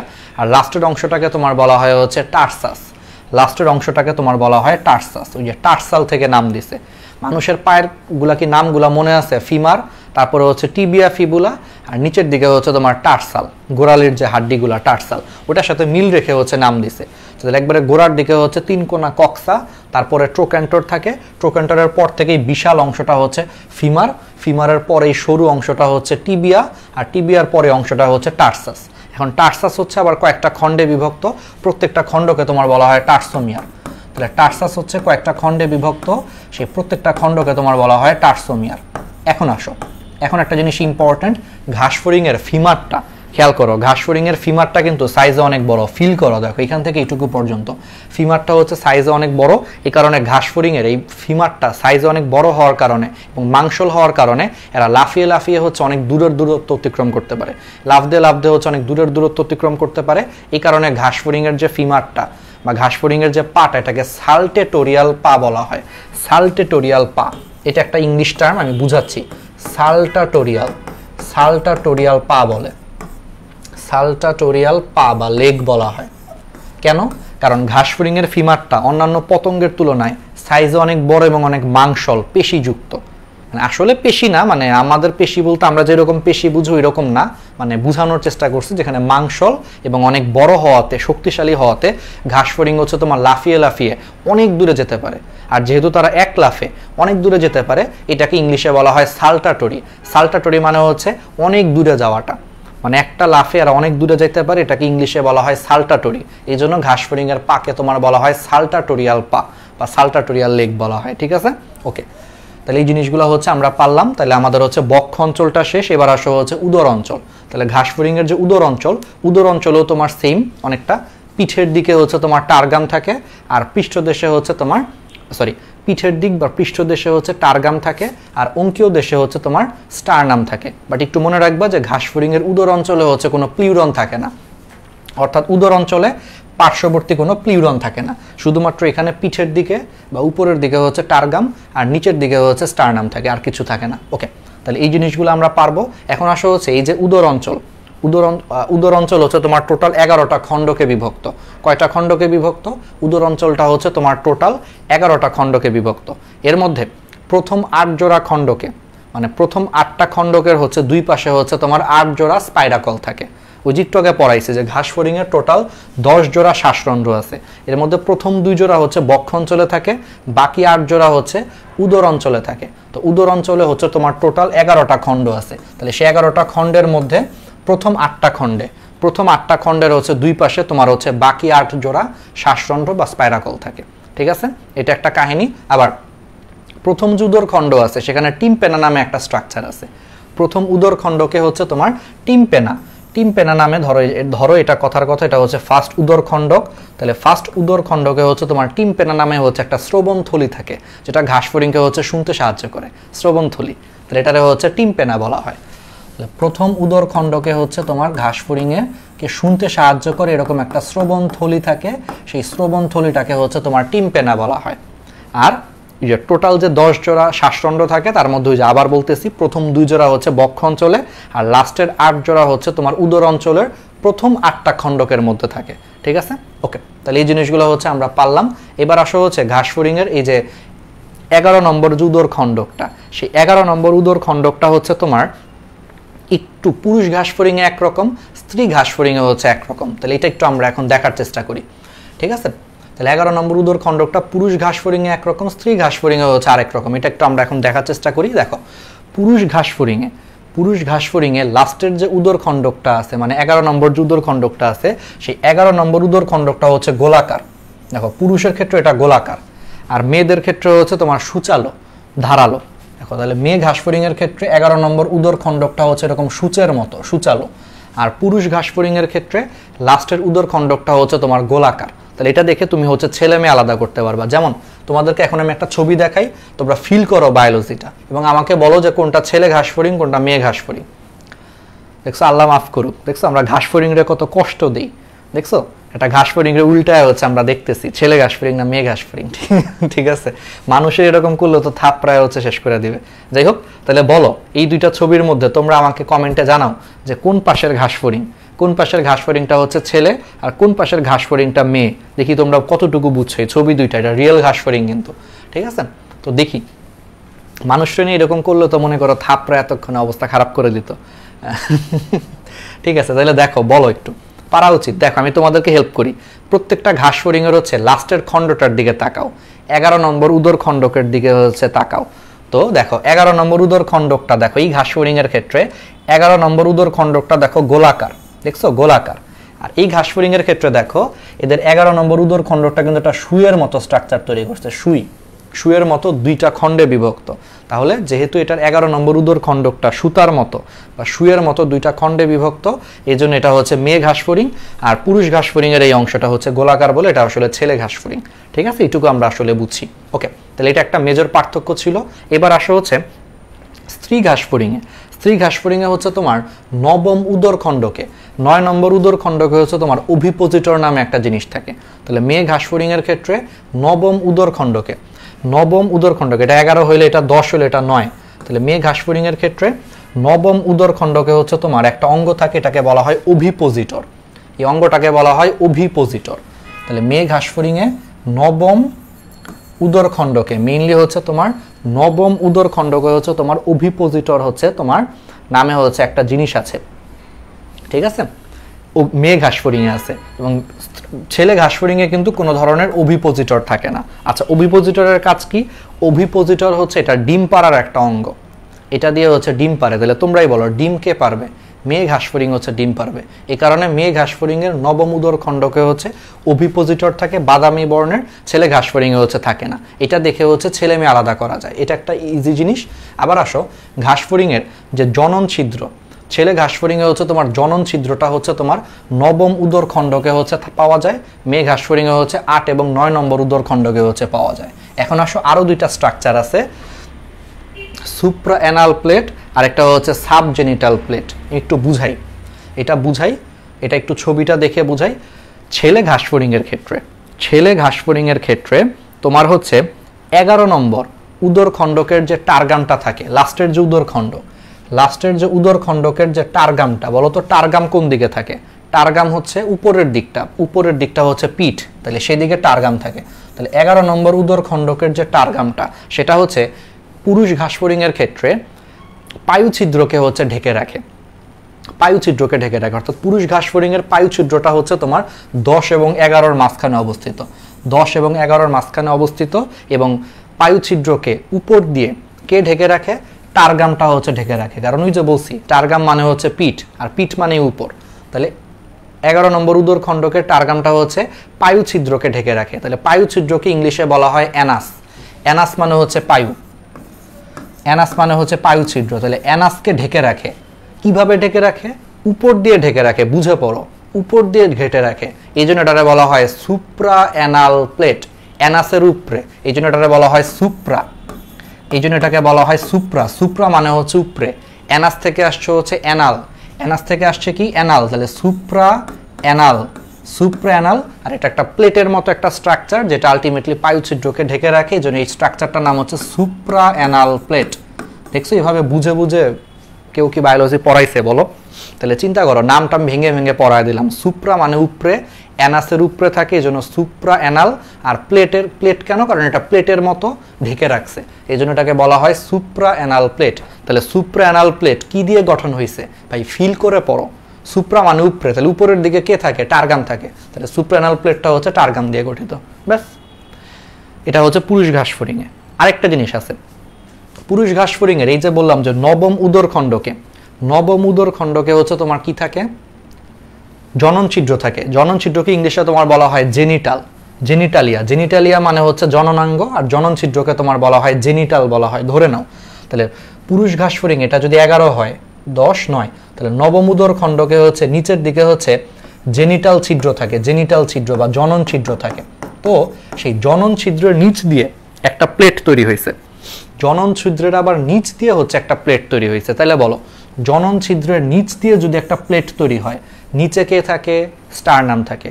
তাহলে পুরুষ ঘাসফড়িং এর নবম উদর খণ্ডকের হচ্ছে তোমার স্টারনামটা, নিচ দিয়ে হচ্ছে তোমার জেনিটালকে হচ্ছে ঢেকে রাখে বা জনন ছিদ্রকে ঢেকে রাখে। তাহলে এটা নিচ দিয়ে গেছে, তাহলে নিচকে ইংলিশে বলা হয় সাব মানে হচ্ছে নিচে। কিসের নিচে? জেনিটালের নিচে। এই জন্য এটাকে বলা হয় সাব জেনিটাল প্লেট। এই জন্য এটাকে কি বলা হয়? Sub genital plate. তাহলে দেখছো কত ইজি। জেনিটাল মানে হচ্ছে জনন ছিদ্র, তাহলে জনন ছিদ্রের নিচ দিয়ে গেছে, এই জন্য বলা হয় সাব জেনিটাল। আর এটা একটা প্লেটের মতো ঢেকে রাখছে, এই জন্য বলা হচ্ছে সাব জেনিটাল প্লেট, যেটা হচ্ছে নবম উদর খণ্ডকে তোমার স্টারনাম দিয়ে হচ্ছে গেছে, কারণ নিচের দিকে স্টারনাম থাকে। তাহলে বুঝে পড়লে দেখছো মুখস্থ করা লাগতেছে না।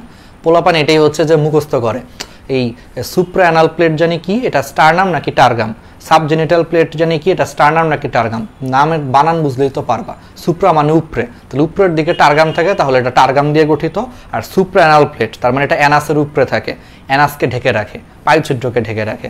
আর সাবজেনিটাল মানে হচ্ছে জেনিটালের নিচে, জনন ছিদ্রের নিচে, তাহলে এটা নিচের দিকে স্টারনাম, তাহলে স্টারনাম দিয়ে গঠিত, প্লাস হচ্ছে এটা প্লেট, তার মানে হচ্ছে জনন ছিদ্রকে হচ্ছে ঢেকে রাখে। ব্যাস। আর সাথে হচ্ছে পুরুষ ঘাসফড়িংয়ে আরেকটা স্ট্রাকচার থাকে, তিনটা structure, supra anal plate, subgenital plate, আর হচ্ছে অ্যানাল সার্কি থাকে। এই অ্যানাল সার্কিটা হচ্ছে তোমার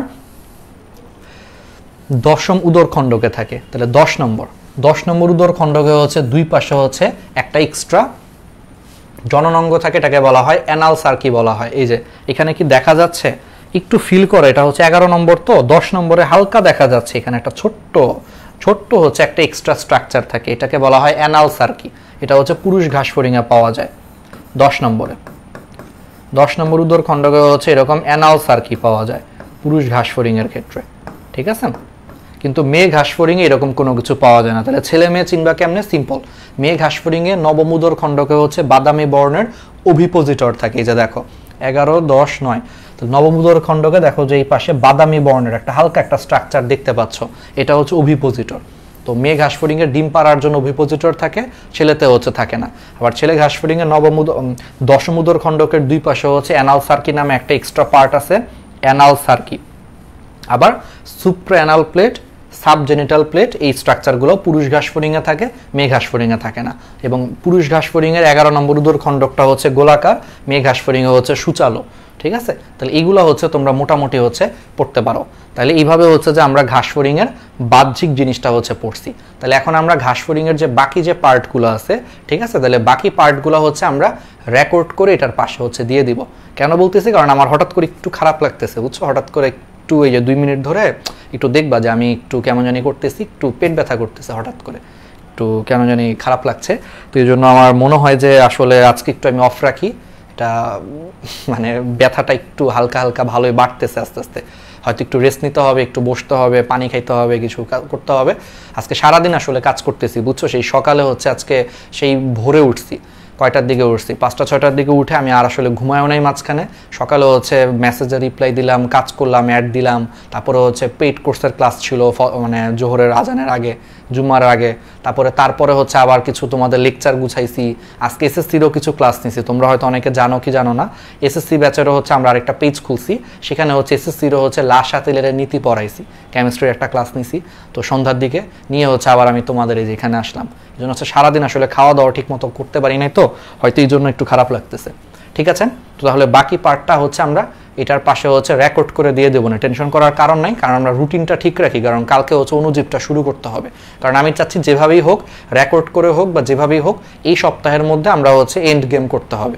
ন্যানো বায়োলজি কোর্সের ক্লাসগুলো শেষ না করতে পারলে আমাদের কেমিস্ট্রি আসতে দেরি হচ্ছে, কারণ একবার কেমিস্ট্রি শুরু করলে মাঝখানে হচ্ছে বায়োলজির আর এরকম ডিটেলস পড়ানো যাবে না, সময় পাওয়া যাবে না, তখন আবার আরেক ঝামেলা। অনেকে বলবে যে ভাই একটা চ্যাপ্টার বাকি ছিল, একটু যদি দিয়ে দিতেন, ঝামেলা, তখন আবার পরীক্ষার আগে আবার ডিটেলস পড়ানো একটু প্রেশার, এই জন্য আর কি। ঠিক আছে, তো ওকে, তাহলে হচ্ছে আজকে এখানেই থাক। আমরা ইনশাল্লাহ হচ্ছে যে পরের ক্লাসগুলোতে আমরা হচ্ছে দেখাবো, আর এগুলো হচ্ছে আলটিমেটলি আমি 2টা পার্টে ভাগ করে আমরা আপলোড দিয়ে দিব, এটা নিয়ে টেনশন করার কিছু নাই। ওকে, ঠিক আছে, তাহলে এই জিনিসগুলো হচ্ছে যে আমরা পারবো।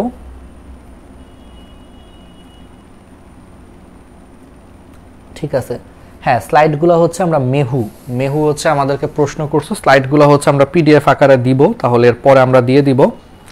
ঠিক আছে, এগুলা পিডিএফ আকারে তোমরা পেয়ে যাবে, এগুলো নিয়ে টেনশন করার কারণ নাই। ওকে, হ্যাঁ, ইনশাল্লাহ তোমরা হচ্ছে দোয়া করো যাতে আমি একটু সুস্থ থাকতে পারি। আসলে সুস্থই আছে, আজকে সারাদিন একটু করার কারণে হয়তো এগুলা কিছুই না আসলে।